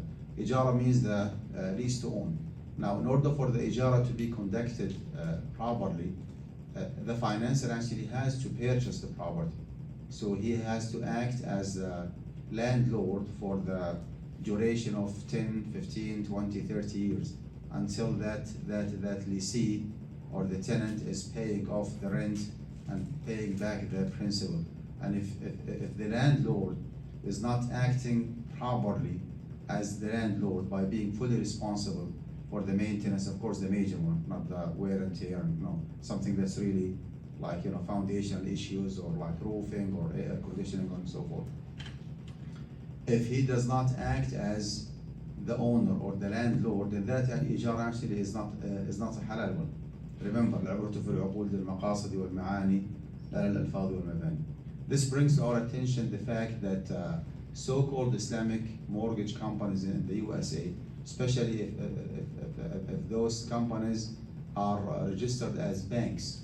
Banks in this society here are not allowed to make money from real estate. They cannot. They can purchase a property to use it as an office, or they can foreclose properties only. So they cannot purchase a house and keep that ownership for 30 years, right? So all the ijara that they do is very questionable because basically they are not allowed to purchase the property. Istisna is the manufacturing sale. We already experienced, right? So you see here the consistency and the Islamic finance system. Any mode of finance, of course, we have like variety of options, depends on the nature of the project, right? If you are a medical doctor and you want to like construct your own office or hospital, we cannot go with the murabaha because there is no property to be purchased to start with. So we have to go with the istisna, right? If the property is there, then we can go with the murabaha. You buy and you sell with the markup. We can go with the musharaka. You can ask, the customer to pay 5-10% down payment, and the financer pays the rest, and they go declining partnership as I will explain, right? Ijara fits like for certain. Again, it depends on the project. We do have some other modes of finance, but what is common between all of them is the risk, right? Al-kharaj bil-dhaman. If any mode of finance, claimed to be an Islamic one, and it is proven that the financier is not taking any risk or liability, that mode of finance actually isn't. Well, his application is wrong. Like the murabah is still halal, but his application actually is wrong. Exactly like the difference between Islam and Muslims nowadays, right? Islam is perfect, but Muslims are not. So we cannot blame Islam because of the bad behaviors of Muslims, right? So likewise, murabaha, musharaka, ijara, mudaraba, istisna, all of them are acceptable and halal as long as they are applied accordingly. As long as they are applied, implemented accordingly.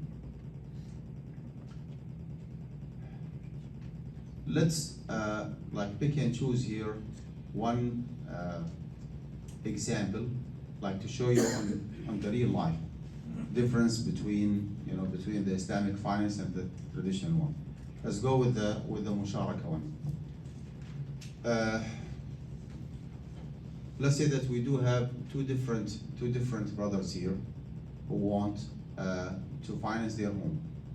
One of them decided to go with Bank of America, right? Karim Hajj Abu Baraka? Abu Karim. So Abu Karim decided to go with Bank of America. Hajj Abu Muhammad? Abu Hamza. Abu Hamza decided to go with the Islamic mortgage company.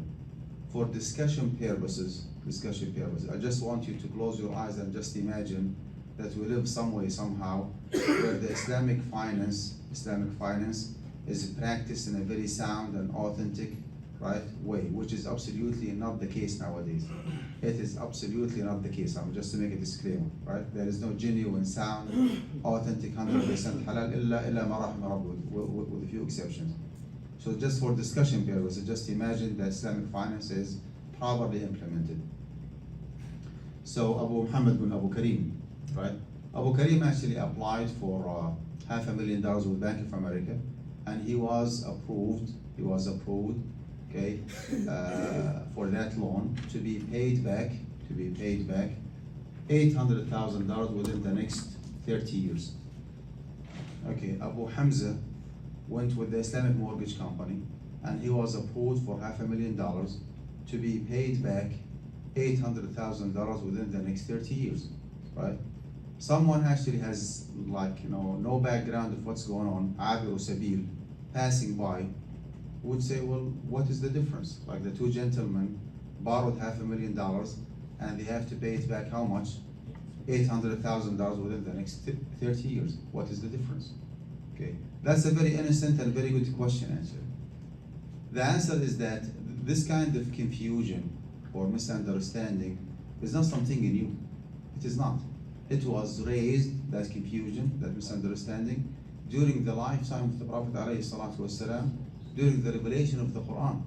Okay, a lot of people actually were confused when Allah subhanahu wa ta'ala prohibited answer. They say, according to the Quran, ذَلِكَ بِأَنَّهُمْ قَالُوا. Some people say, ذَلِكَ بِأَنَّهُمْ قَالُوا إِنَّمَا الْبَيْعُ مِثْلُ الرِّبَى. Sale agreement, loan agreement are the same.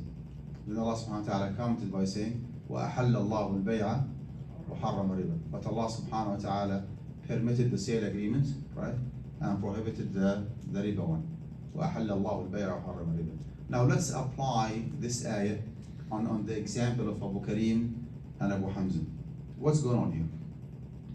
Abu Karim actually borrowed $500,000, and from day one he is fully responsible for his house, maintaining the house between tax, maintenance, insurance, appreciation, depreciation, what else? Eminent domain, like the state of Wisconsin took the property without compensating him well, right? What else? Natural disaster, something like Allah happened to his property, and the insurance for whatever reason did not pay sufficiently to fix the property, right? Whatever the bad incident might be, he is absolutely by his own. The bank actually does not sympathize with him because the house was collapsed or damaged or something happened, right? So he is committed to pay back $800,000 within the next 30 years, regardless. What happened with the Akhuna Abu Hamza is completely different. Abu Hamza actually have gone through something called declining partnership. Declining partnership. That's المشاركة المتناقصة المنتهية بالتمليك. Based on that, the Islamic mortgage company, the hypothetical Islamic mortgage company that does not exist nowadays, asked him to put a down payment, let's say 5%. And they paid 95% of the price of the property. And in the deed of trust and in the title both. You know the difference between the two? The title actually is the one who, like a document that identifies the ownership of the house. While the deed of trust has three different parties. The third party will be keeping that deed of trust until the loan is paid off. And we have obliger and financier. Obliger is the borrower, right? And the financier is the lender, right? So what happened is that he paid 5%, and the Islamic mortgage company paid 95% of the price of the house. And they had their name both, like joint ownership, co-ownership. You see their name on the title, on the deed of trust as owners of the property. Now, he owns only 5%, and he wants to bring his wife and kids to live there. Okay, it makes a lot of sense for him to pay rent for the Islamic mortgage company because he doesn't own the whole house. Let's say that in this city, like in Milwaukee, Wisconsin, for that property, the fair rental value is $3,000 every month. The Islamic mortgage company would ask him to pay $3,500. $3,000 to go toward the rent, and $500 will go toward the equity because it is a declining partnership. So every single month, actually, his equity goes up and their equity goes down. So every single month he has to pay $3,500. And every year, by the way, they have to do a kind of appraisal to make sure that the payment is compatible enough with the fair market value and the fair rental value, right? It's not just a lump sum that you have to commit to it 30 years from now. No, it has to be like, re-evaluated, revisited every single year to make sure that the payment actually is fair enough for both contracting parties, if that makes sense. So he pays $3,500. $500 will go toward the equity, and $3,000 will go toward the rent. So he becomes 6% owner, and their ownership goes down to 94, 7%, 93, 8%, 92, and so on and so forth. Even the payment itself, it's not 3,000 rent, 500 equity, because as he goes, actually his equity increases. So it will be, let's say $600 equity, $2,900 rent, and then $700. Are you catching up with me here? During that 30 years duration or contract between Abu Hamza and the Islamic mortgage company, they are fully responsible proportionally for maintaining the property. Let's say after 3 or 4 years from now, he became 20% owner of the house, and their ownership went down to 80%. Okay, let's say in that particular year, the total cost for maintaining the property between property tax and insurance and maintenance was $10,000, only $10,000. He is responsible for how much? $2,000, right? And they are responsible for $8,000. After, let's say, 10, 15 years, he said, you know what? Wisconsin is not good. I want to go down to Houston, Texas. So I'm just fed up with this state. I'm gonna just get rid of that house. That's fine. Put it in the market and find out how much you can sell it for. Let's say there was a kind of appreciation of $100,000. Well, if he is to break the contract and sell the house while owning 50% after 15 years from now, believe it or not, he will be putting in his own pocket how much? $50,000. And the Islamic mortgage company will get $50,000 profit. Okay. Likewise, or otherwise, there was a depreciation. Okay. The market value of the house went down $100,000. He will be paying out of pocket $50,000, and they have to pay $50,000. Okay. Any kind of, let's say, eminent domain. The state of Wisconsin took the property without paying fairly. Okay. Whatever loss, he will be sharing that loss between him and the mortgage company. What else? Natural disaster. Insurance did not pay for it. Right? He was owning 40%. Okay, and the cost for maintaining and repairing the house was $10,000. He pays $4,000, and they pay how much? $6,000, and so on and so forth.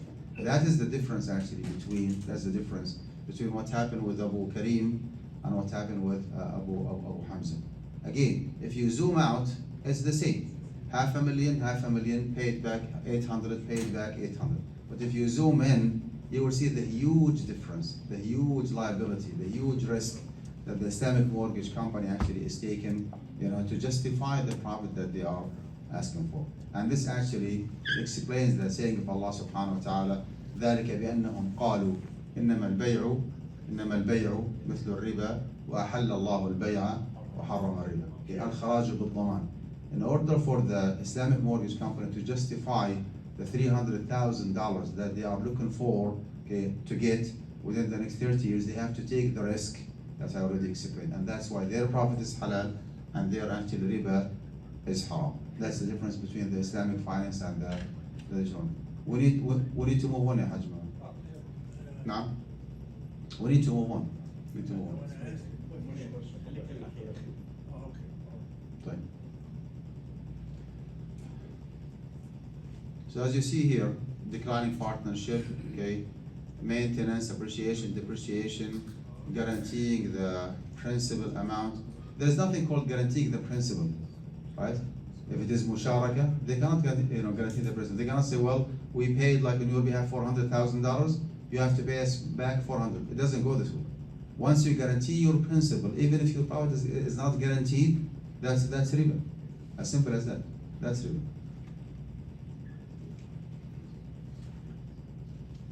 I think I already covered this slide yesterday after Isha, that people ask question why Allah subhanahu wa ta'ala prohibited interest or riba.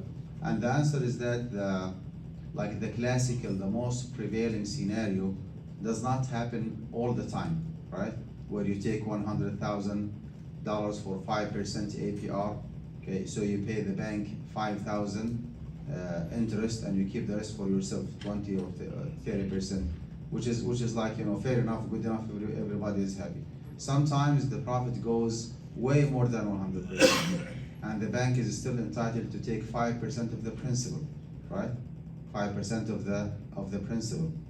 And the Islamic finance system, we cannot like identify the profit as a percentage of the principal, no, as a percentage of the profit itself. It makes actually a huge difference. If you take one more time, if you take $100,000 interest-bearing loan from the bank for 5% APR, then you have to pay $5,000 because the principal is $100,000. And the Islamic finance system, we cannot say, okay, you are entitled to 30% of the principal. That's wrong. You cannot. You are entitled to 30% of the profit, right? It makes a huge difference. So in our example, back one more time, you borrowed 100,000. Okay, you made 20% profit, which is 20,000. You paid the principal on $5,000, and you keep the rest for yourself. That's actually good enough. What if you made 500% net profit? It's absolutely not fair enough for the bank to be limited to that change, just 5%, while you keep the rest for yourself. Okay. Also, like the opposite example, if you have lost the principal, okay, with no negligence, with no mismanagement, the bank actually still can go after you in the courtroom asking for the principal and for the premium on top of it, which is actually not fair enough. So the conclusion here is that in the real life, the implementation of riba would bring a lot of financial exploitation and taking advantage of the need of people. So because of that injustice, Allah subhanahu wa ta'ala prohibited riba, right?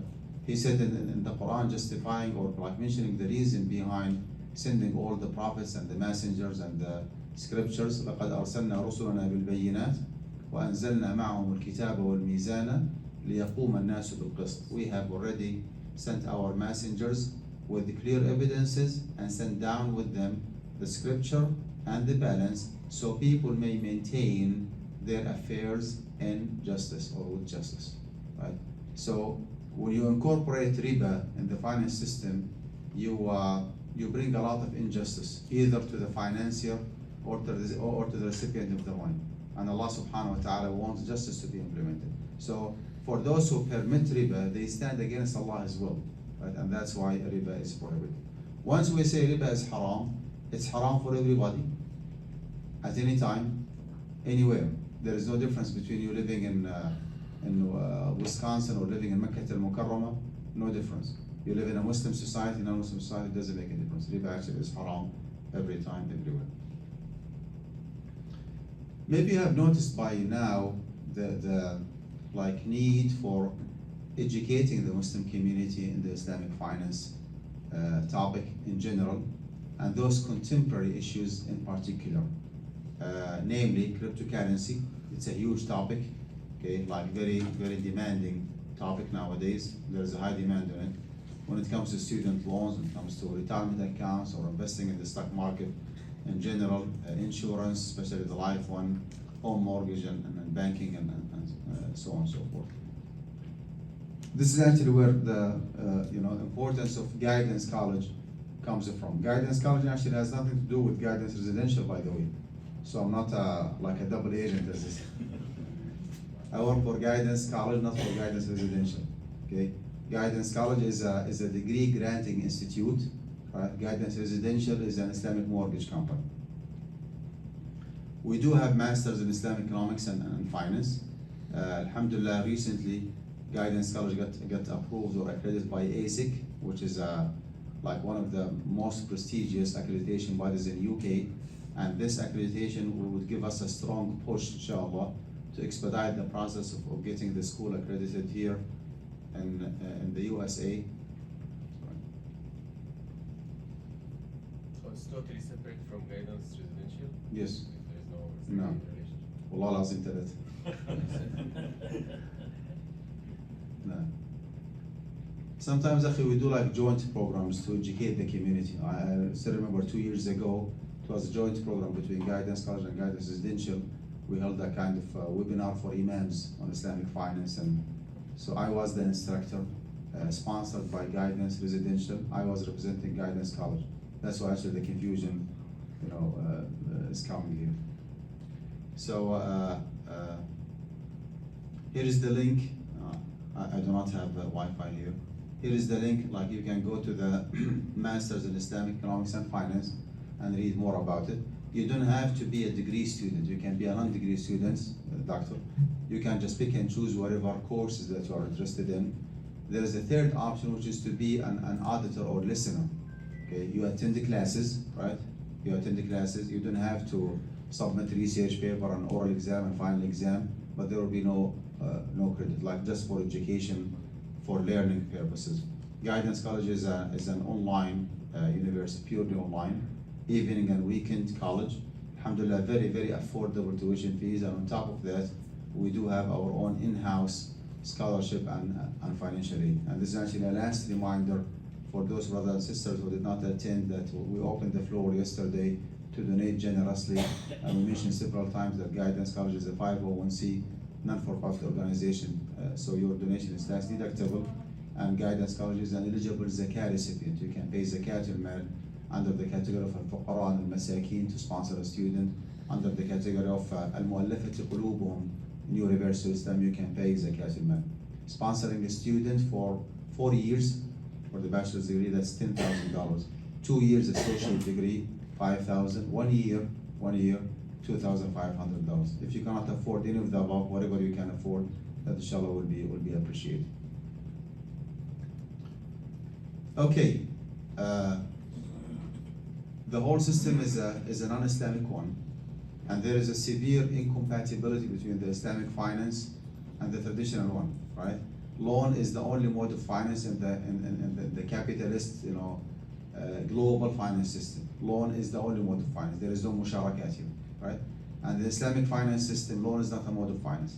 So you cannot practice genuine, sound, authentic, halal Islamic finance if the whole system is a non-Islamic one.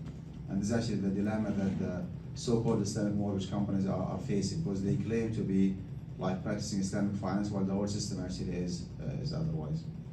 Short-term solution, that's something that I have been getting involved in. I would say maybe after like 20 years in this field, being a professor and just instructor and traveling across the nation, like giving lectures and increasing the level of awareness, about Islamic finance and the contemporary issues, I reached to a conclusion that education is good, learning, like teaching the community, educating the community is excellent, but it is insufficient. Okay, I need to have a kind of hands-on work with my community members to help them with my experience, putting together Islamic finance companies or just halal business, whether it belongs to investment in the stock market or like car dealership or mortgage or whatever. Alhamdulillah, I have a wealth of experience in this field, and I can actually put it into practice. So let's work together to move Islamic finance from theory to practice. Short-term solution is what is called syndicate or syndication. Syndication actually is to ban the banks, telling the bank that, listen, I will never be enslaved by you, and in fact I can operate without referring to you, right? Just stay away from banks and go back to your Muslim community. There are hundreds of millions of dollars, hundreds, if not even thousands of millions of dollars owned by Muslims scattered all over the country. I'm fully responsible for what I say. And it's really, really embarrassing to say that certain minorities in the USA, the Jewish minority in particular, I have read a study that they circulate the dollar 16 times before that dollar actually goes out of the circle. 16 times within the Jewish community, which is excellent. I mean, they care about one another. Okay. Same study actually indicated that within the African American community, the dollar is circulated 9 times. 9 times. So 16 Jewish. I'm just like comparing minorities here, regardless. So 16 times the dollar is circulated within the Jewish community, 9 times within the African American. They love one another. They care about. Well, if they do not love one another, they care about one another, right? That study did not indicate anything about the Muslim community, because the dollar is not circulated even 1 time.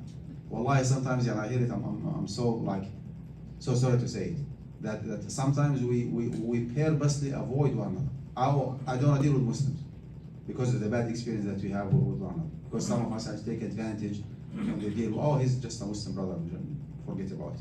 So you take the money, you just ignore the loan, or you do not pay him on time, or whatever the bad behavior might be. So we need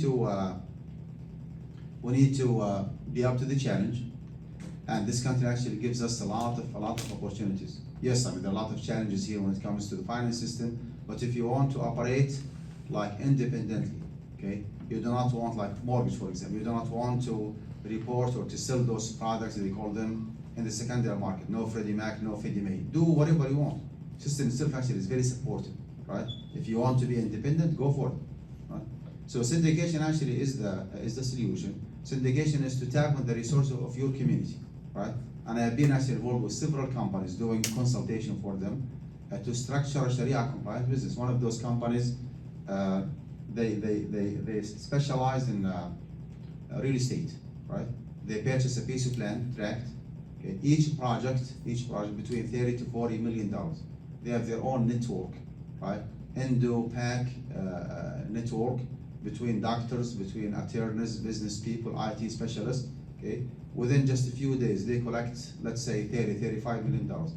They purchase a piece of land, they do all the zoning and the platting, and they sell it for profit. They give those like investors their profit, and they keep their tuition, their fees or their commission, and that's it. As simple as that. Where in Texas? So can you? What's that? Where in Texas? Of course, yeah. In Dallas? Yeah. God bless Texas. In Dallas, I was wrong. Yeah.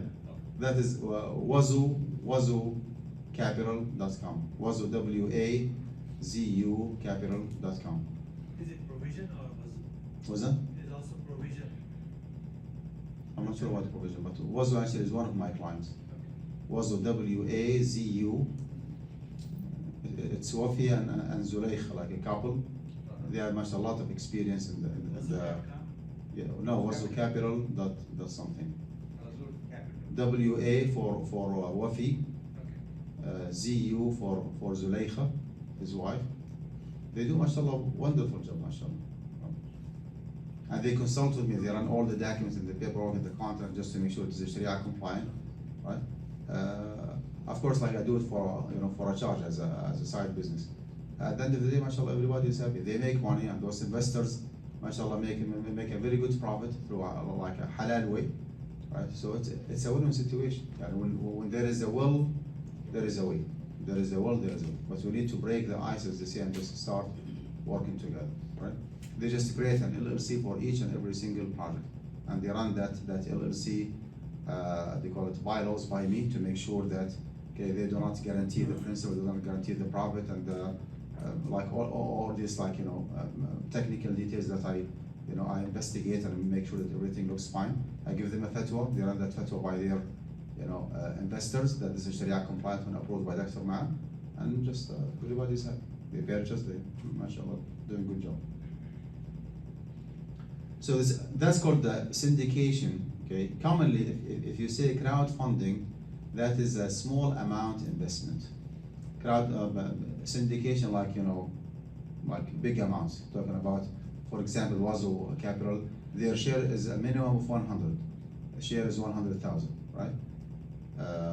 When it comes to crowdfunding, it's completely different. You go to the small investors, $50, $100, right? It is doable, and there is like a kind of registration and process that you have to go through if you want to run your business as a crowdfunding business. It's not just as simple as just go and collect money. No, there are a lot of rules and regulations that you need to go through. We do have some like Islamic alternatives, some attempts here or there. What is so-called like Islamic mortgage companies, although I'm not happy with what they do in general, with some exceptions, and the mutual fund companies who invest in the stock market. Long-term solution, the Muslim community has to be like proactive. We need to penetrate the system, we need to get involved in politics, we need to talk to the policy makers, like being more influential. And it's not a secret that what's going on nowadays and overseas in Palestine and Gaza, it is because of the pressure of some people here in the USA. Well, we can be as strong as those people, as simple as that. Okay? And you know what I mean. So penetrating the US finance system, working with lawmakers, being like more politically involved, and this actually comes through the finances strength, like money talks in this society. So if we put our resources together, work together, and keep that like Muslim dollar within the community, you will see what kind of difference we can make. As I said, from theory to practice, if you go to those websites, you will see my name sitting on the board as a Sharia advisor, something called EdificeX artificial intelligence. EdificeX artificial intelligence. This is a marketplace or a platform. It's not a mortgage company. We discussed it yesterday. It's a marketplace, okay, for home buyers, for home sellers, okay, and for investors. What we do is we tokenize the house. Like if you want to purchase a house, you go there, you shop around for the house that you want, and you pay, I think as minimum as 5%. By the way, this company is not fully functional. It's still like startup one. Inshallah, and I would say by the beginning of, hopefully inshallah by 2025, it will be like fully functional operation inshallah. And if Allah subhanahu wa ta'ala like puts barakah in this project, it will be like a very good solution, very good contribution toward the Islamic mortgage industry in the US. Again, we are not a mortgage company, we are a platform. So home buyers, they go there and they shop around for the property that they want, and they purchase, I think they go with a minimum of 5%. Once they do so, we tokenize the rest of the house. We break it down to tokens, okay? And this is, by the way, this is like a blockchain-based platform. So there is an ultimate, every single transaction by penny is there. No one can hide it. Right? We have a software, to interface, if you wish, the expenses of the running the property. Like if you hold the token as an investor.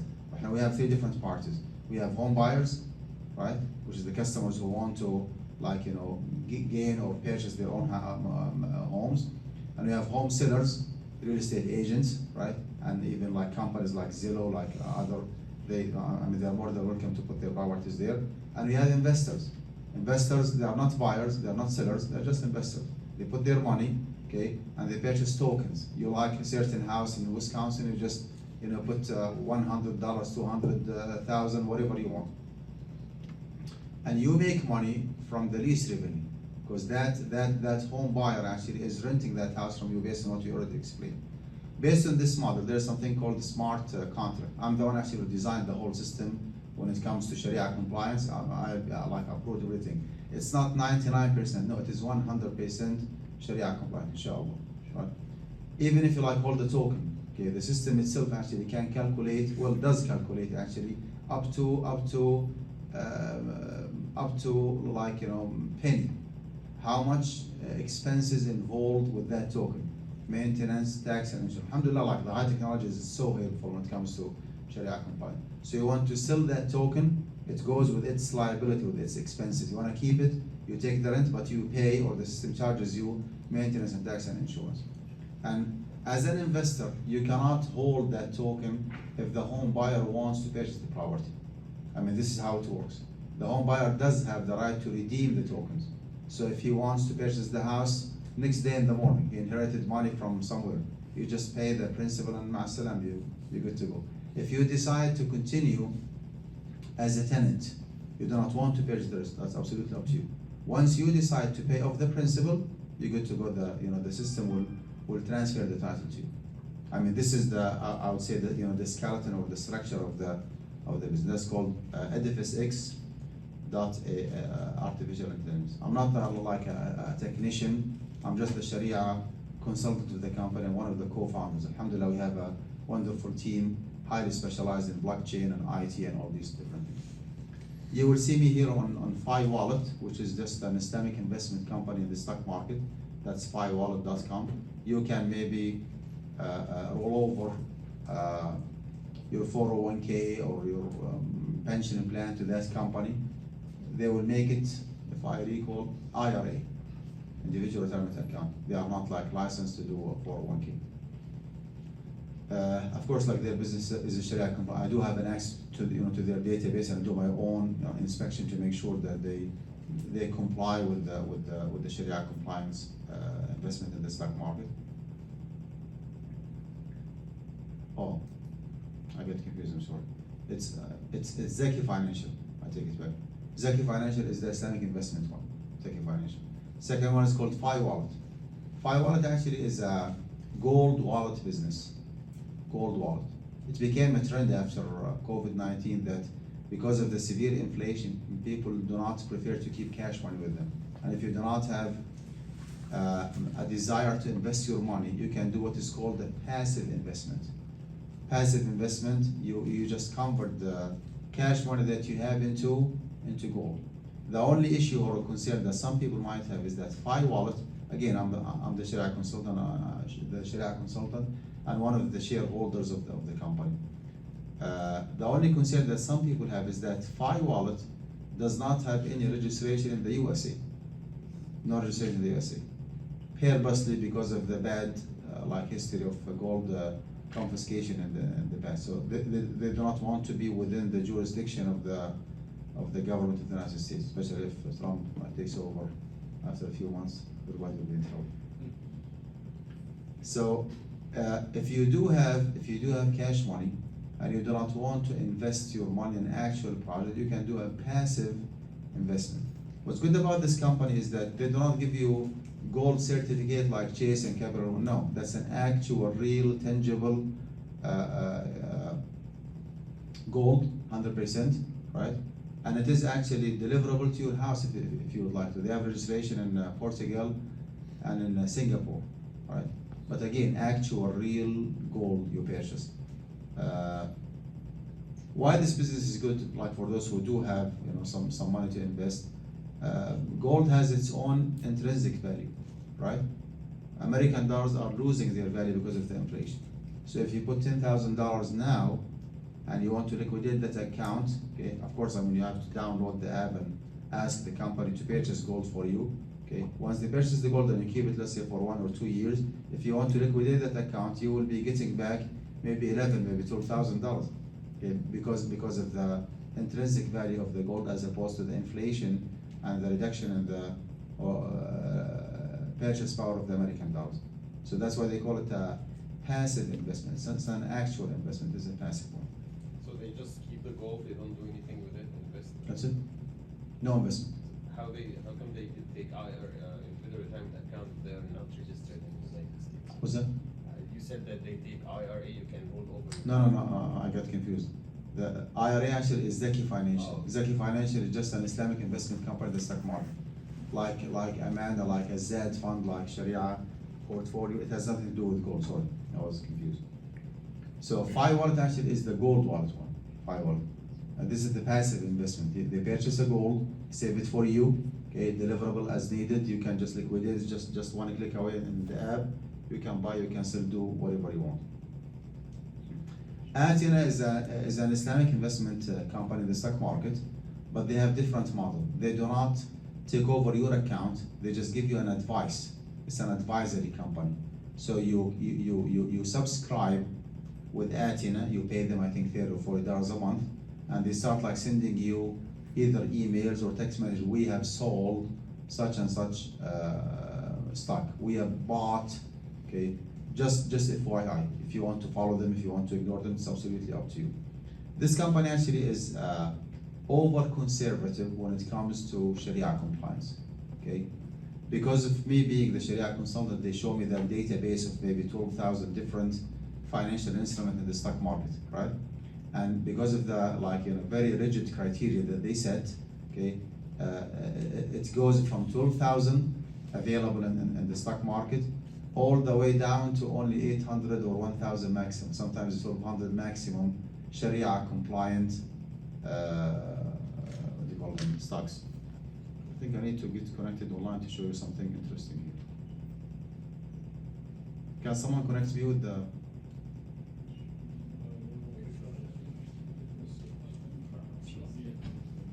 You know what?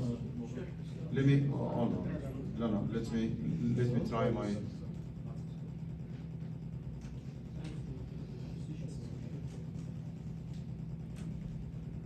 Never mind. I got connected with my hotspot. Wait. Now I want someone to project. Okay. Here is Alqudah. Can you see it?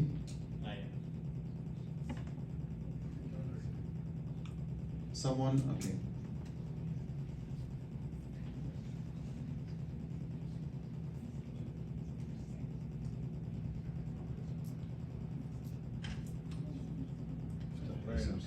Can you see it? Yes.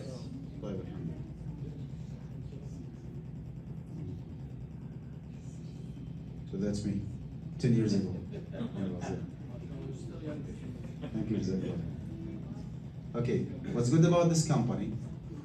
They have a free service. You can just type the code of the stock that you are interested in.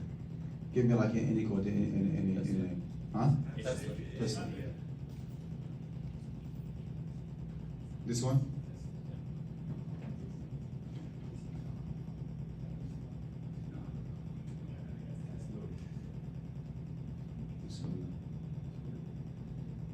I don't know what's going on. Right. Loading is very slow. Oh, this is. Right. Give me NVIDIA. Huh? NVIDIA. TSLA. It's not loading for some reason. I don't know why. Still loading. Loading? Yeah. Yeah, I'm saying.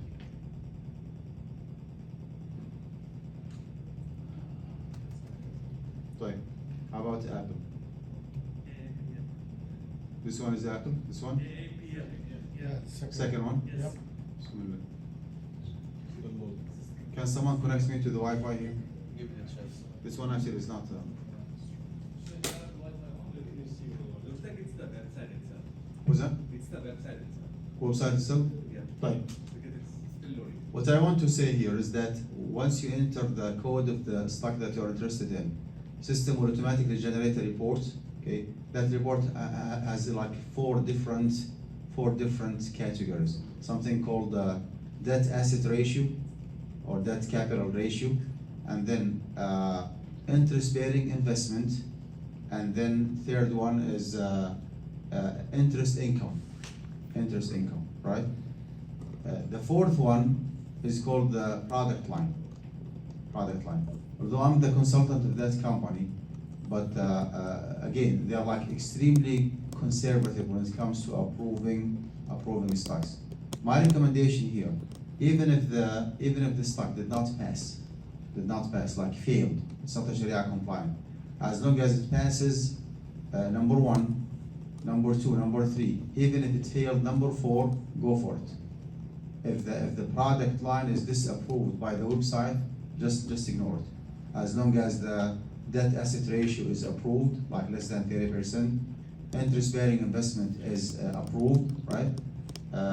Interest income is approved, less than 5%, go for it. If it's interest bearing, why are you recommending that? It's interest bearing. Well, in the real life, Habibna, there is nothing called 100% Sharia compliant. Okay. All right. So the criteria that has been set by our Fiqh Council, AMJA, the Assembly of Muslim Jurists of America, and the other organization called AOFI, which is like the most reputable one worldwide, that if the debt asset ratio is less than 30%, and if the interest bearing investment is less than 30%, and the interest income is less than 5%, then it is a Sharia compliant. So Right. on one side. They added like a fourth criteria, which is the product line. I told them several times you should not add it, just keep it as is. Debt asset ratio, interest bearing investment, interest income. They said no, we want to add. I said, well, it's up to you. It's your On call. one side, mortgages are interest bearing as haram, and now we jump here, you gave interest, it is halal. How is that possible? No. There is no stock like walk on the surface of the earth, and nowadays that's 100% Sharia compliant. Every single financial instrument is contaminated with a certain percentage of haram, right? And investment in the stock market actually is so essential, because your IRA and your 401k and your pension plan and your brokerage account and your simple investment account, everything actually is in the stock market.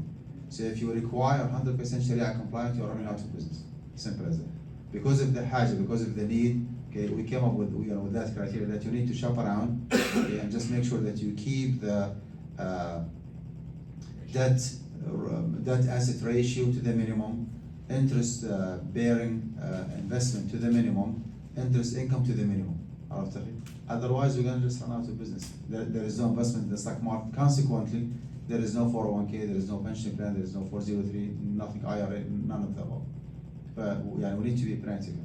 I don't know, the system is not loading here, but this is actually a very good website for you to depend on. Again, forget about the fourth criteria. If it is the product line failed, just ignore it and move on. As long as like the first, second, and third are approved, you should be good to go. What's the passcode here or just? Now? You want to try the Wi-Fi? Yeah, please. What is the standard? It's the website. It's the website itself. It's the website. This is the website itself? Yep. طيب. طيب. We are almost done. مر عليك الواحد اوتو ادفايزر تمام مر عليك نعم. واحد اوتو ادفايزر عند الانفستمنت واحد investment. They approached me, I think 2 years ago, like to be their Sharia consultant, but they did not continue. So honestly, I do not have an access to their data to say that their investment is haram or halal. I don't know. Here is the master's program in Islamic economics and finance. You can see it, right? So go to any semester. It's a drop list. It shows you the courses that you will be studying. Research methodology, Islamic economics. Go to the fourth semester, for example, Islamic capital market, portfolio management. Click on any course of your choice. It's going to take you to the short syllabus, course description, learning objectives, course outlines. We're almost done here. So that's Atina. Oops. Okay, Atina.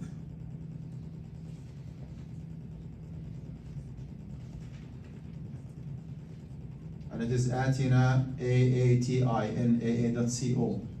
Why it's not .com? I don't know. What is the M toward the N? I have no clue. So that is Atina.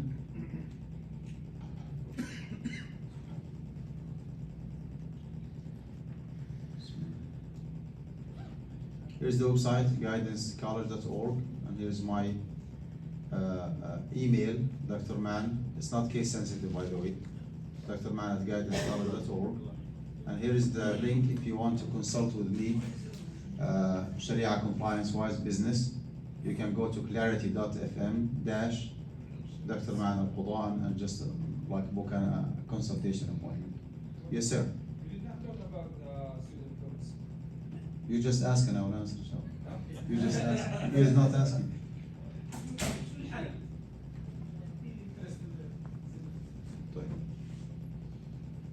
So we are done with the presentation. خليني بس اشرب ميه لانه شيء منشف الريق. حاضر ان شاء الله.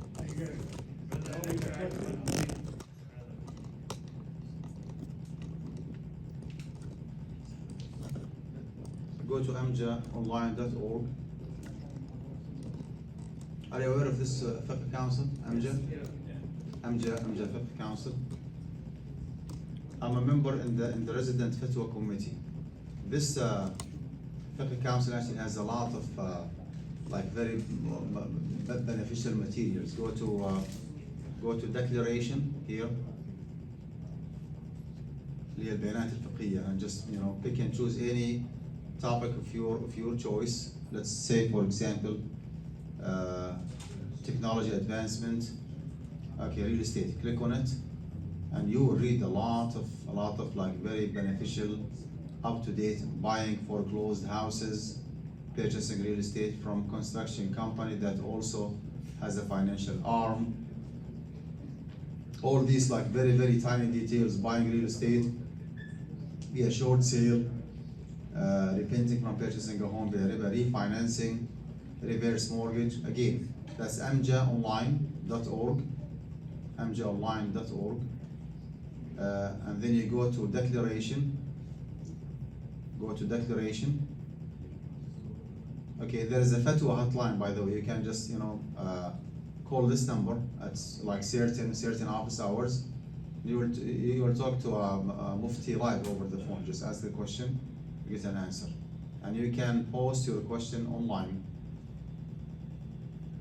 Now, to read more, like to educate yourself more, go to declarations with S, and pick and choose the topic that you're interested in. Take, for example, here, issues facing Muslim families in the West, coexistence between civilizations, political involvement, the careers between permissibility and prohibition. That was in Canada, alhamdulillah. Facing Muslims, the Muslim youth, arbitration, اللي هو الإصلاح والتحكيم. Okay, food and medicines, non-Muslim land. Facing, okay, issues facing Muslim women, and so forth. So this is a very rich, very beneficial source for the Muslim community to get fatwa. And all the scholars here are residing in the USA. We have a resident fatwa committee. We go to you can read more about those individuals, headed by Sheikh Salah Al-Sawi, our Sheikh. You know Sheikh Salah Al-Sawi, right? Have you heard about him?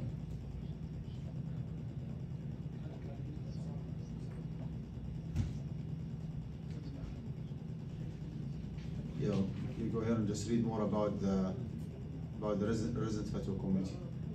Sheikh Muwafaq Galayini, Sheikh Hatim Al-Haj, mashallah, well known. Sheikh Walid Basuni, Walid Binesi, mashallah, great people. Okay.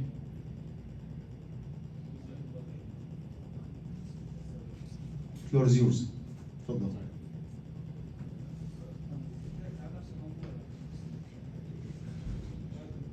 يا أكرم الخلق ماذا نسألك به سواك. حاضر إن شاء الله.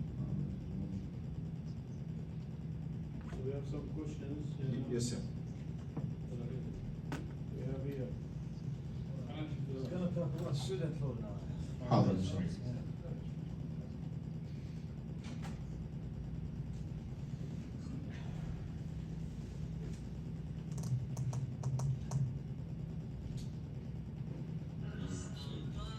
Bitcoin.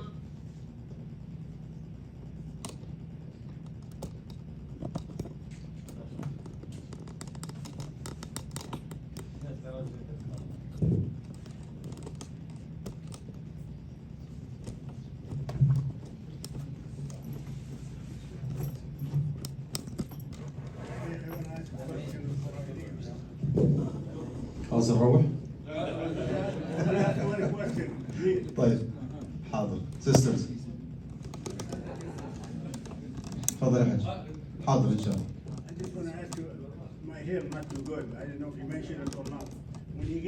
example about buying a house, one from the bank and the other one as Islamic law.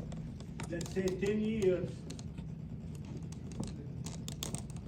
the owner wanna sell the house by Islamic law and he make 100,000 profit. If they are entitled to take some from that profit, or this is mine? No, you are entitled to get from the profit the percentage of your ownership. If you own 30%, you take 30% of the profit. If they own 70%, they take 70% of the profit. Once you decide to terminate the contract. So the profit is split between both.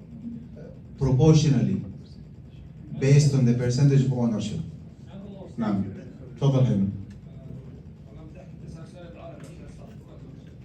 تفضل.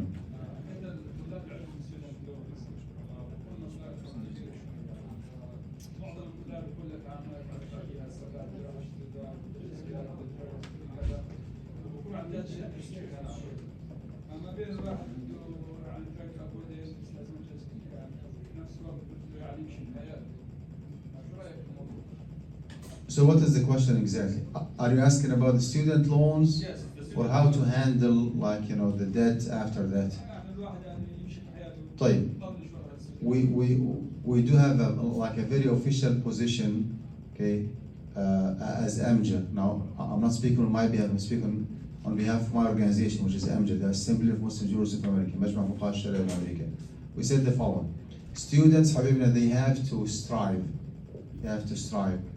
to get halal by default sponsorship opportunities. There are a lot of grants and financial aid and scholarships, right? A lot of them.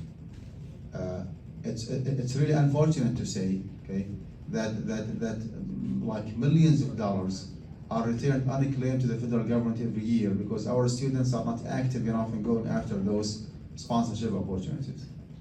Okay.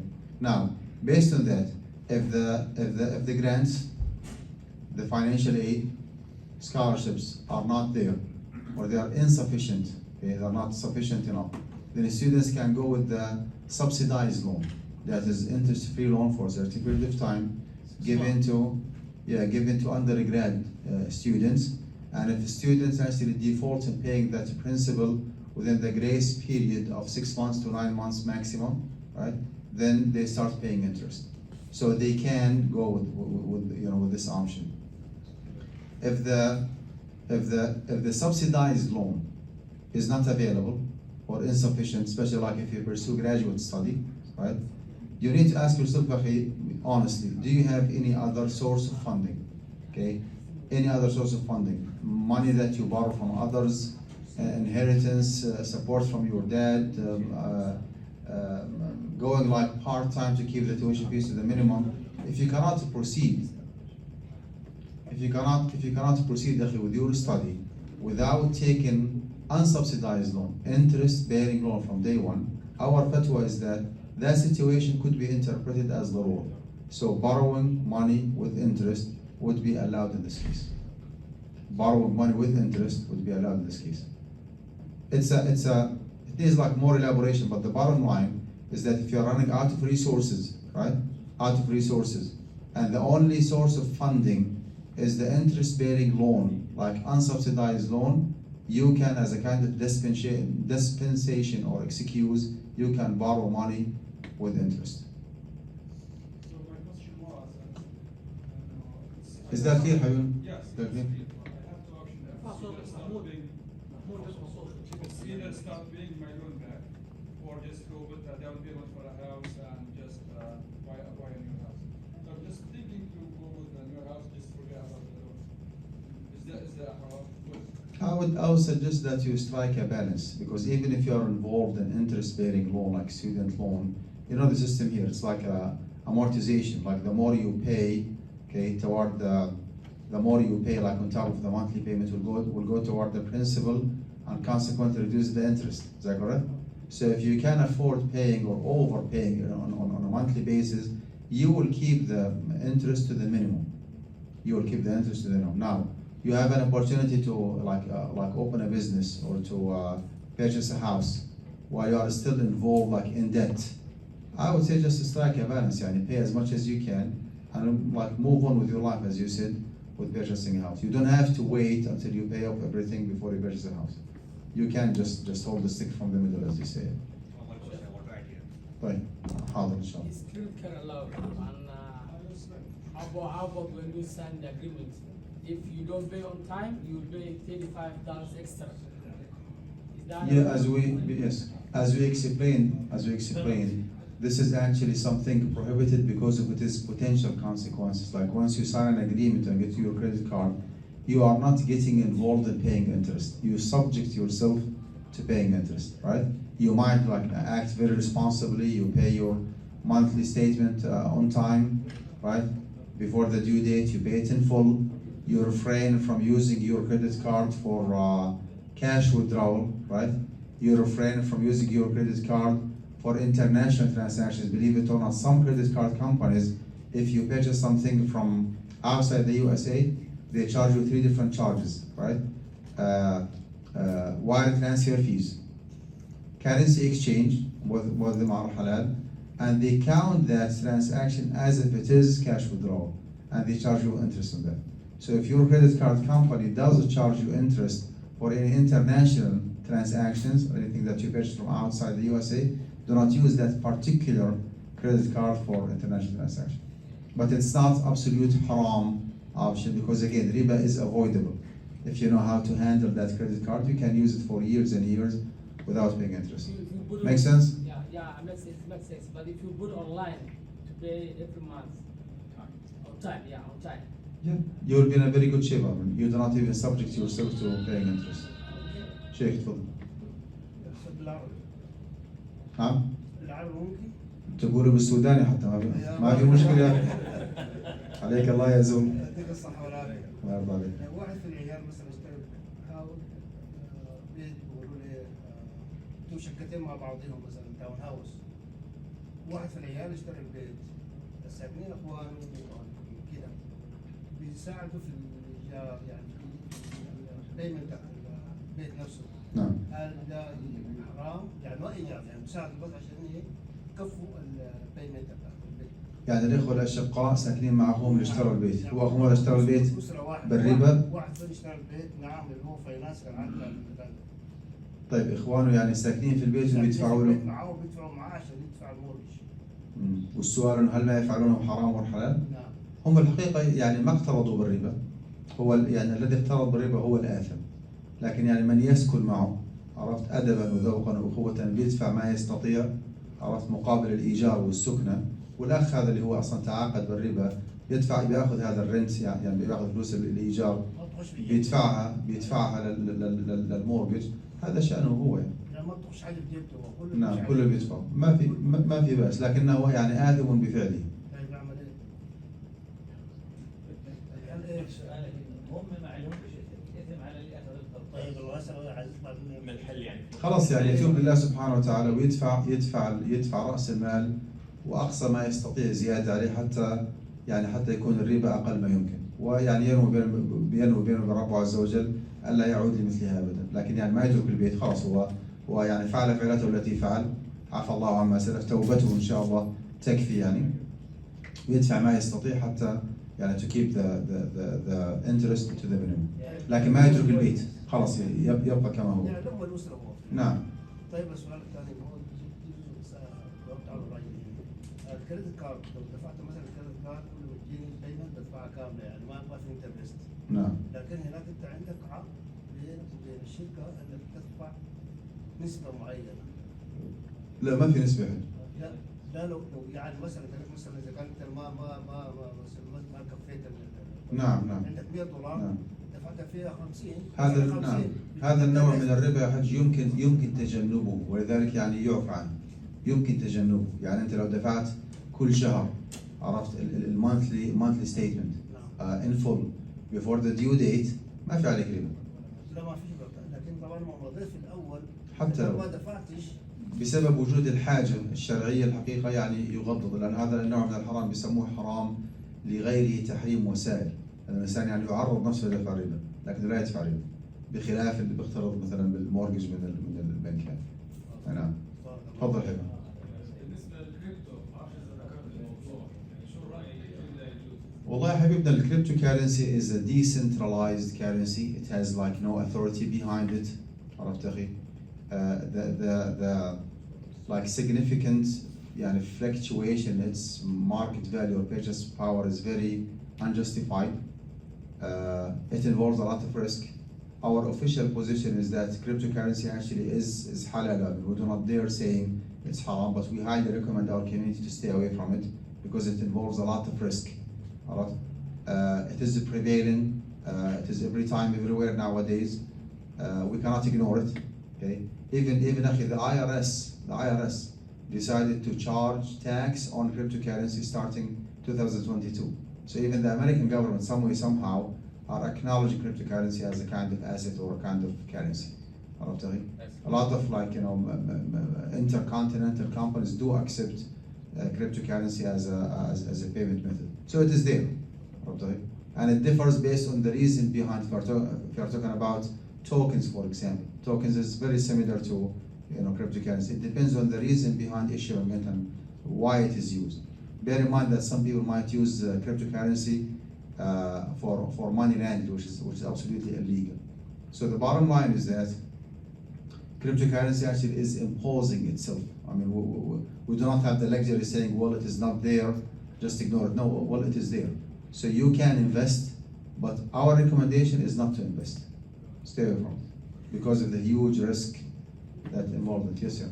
What is MJA's stand on life insurance or disability insurance? Because we do get some sort of insurance from our employer, we don't contribute to it. But if somebody wants to get life insurance or disability insurance, is there a stance from MJA about it?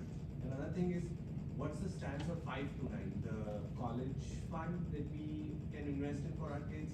Because that doesn't give us the flexibility to choose where we put the money. Can we just take one question at a time? So when it comes to AMJA official position regarding insurance, there is nothing new. They go with the mainstream fatwa that life insurance is haram. Commercial insurance actually is not allowed unless there is a need for it. Also, if the insurance is offered by your employer, you are not the one who's signing, then you can take it even if it is a life insurance. Okay? Now, that is the official position of AMJA as an organization. If you ask me about my personal opinion, with all due respect, I have different approach. I was going with that mainstream fatwa all the way until maybe 2015 or 16, and then I officially changed my position, right? I'm now with the belief that insurance by default is a halal option. There is nothing called haram here. Why? Because life insurance, okay, commercial insurance, house insurance, business insurance, okay, any kind of government-based insurance, or a mutual-based insurance, or a stock-based company.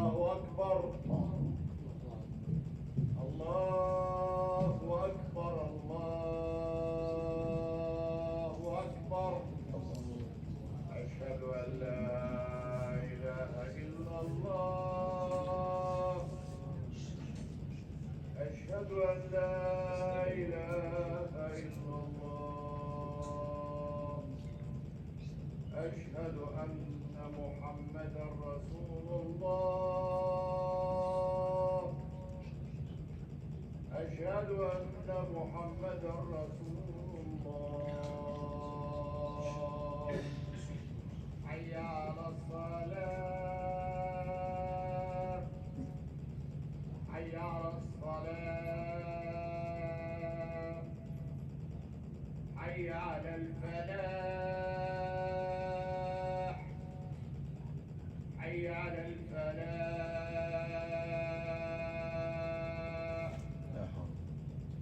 الله أكبر الله أكبر لا إله إلا الله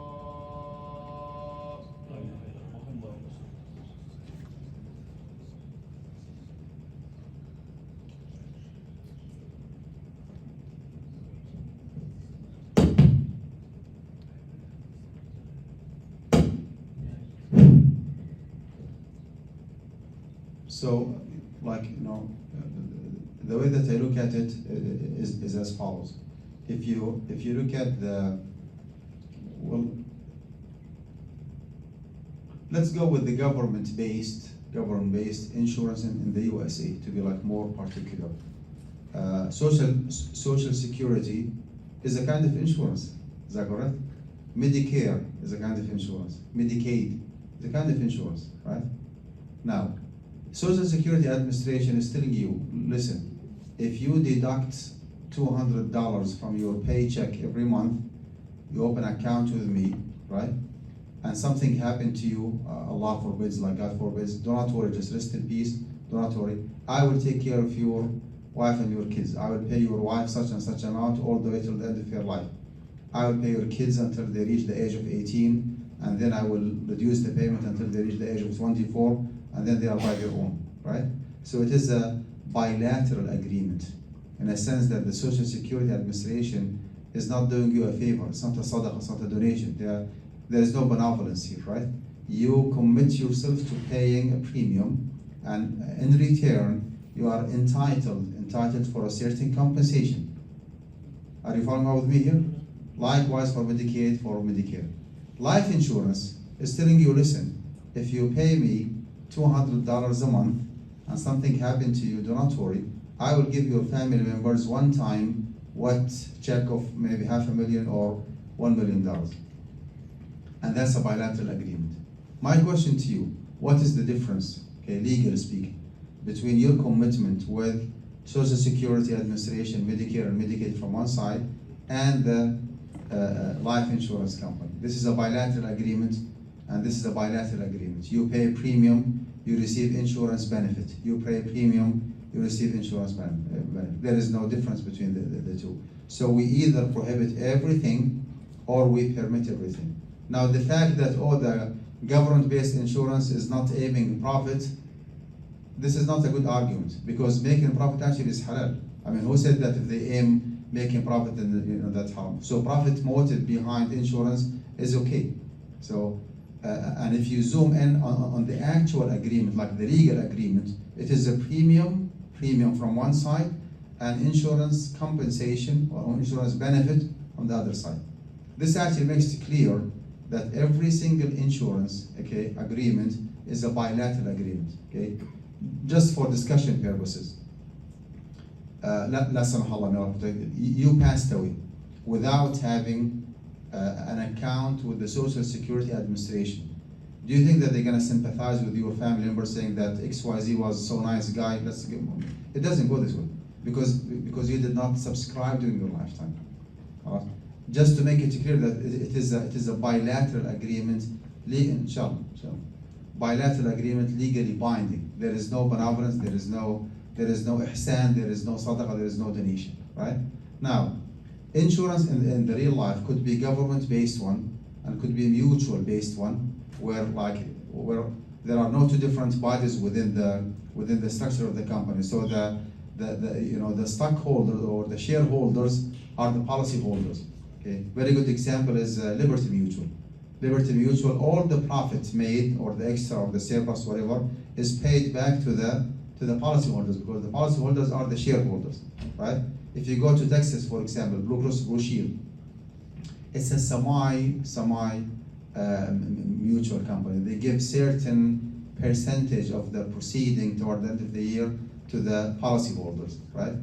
Legally speaking, there's no difference whether it is stock-based, so-called commercial insurance, or it is a mutual-based, or it is government-based. So what?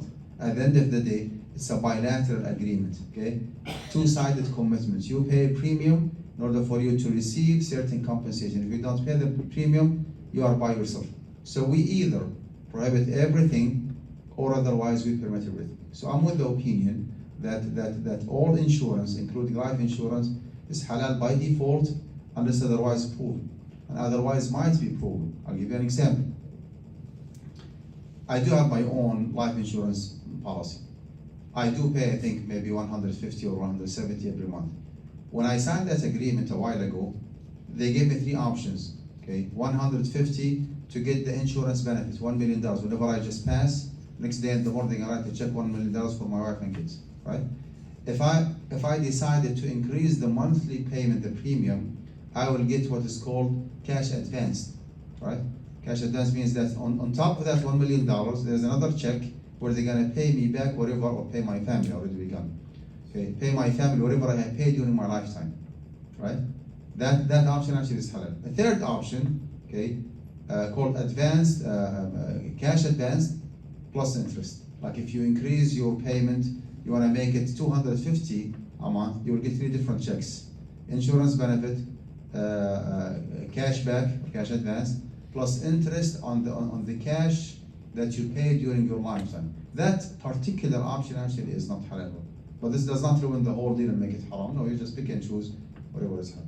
If you want to be in the safe side, right?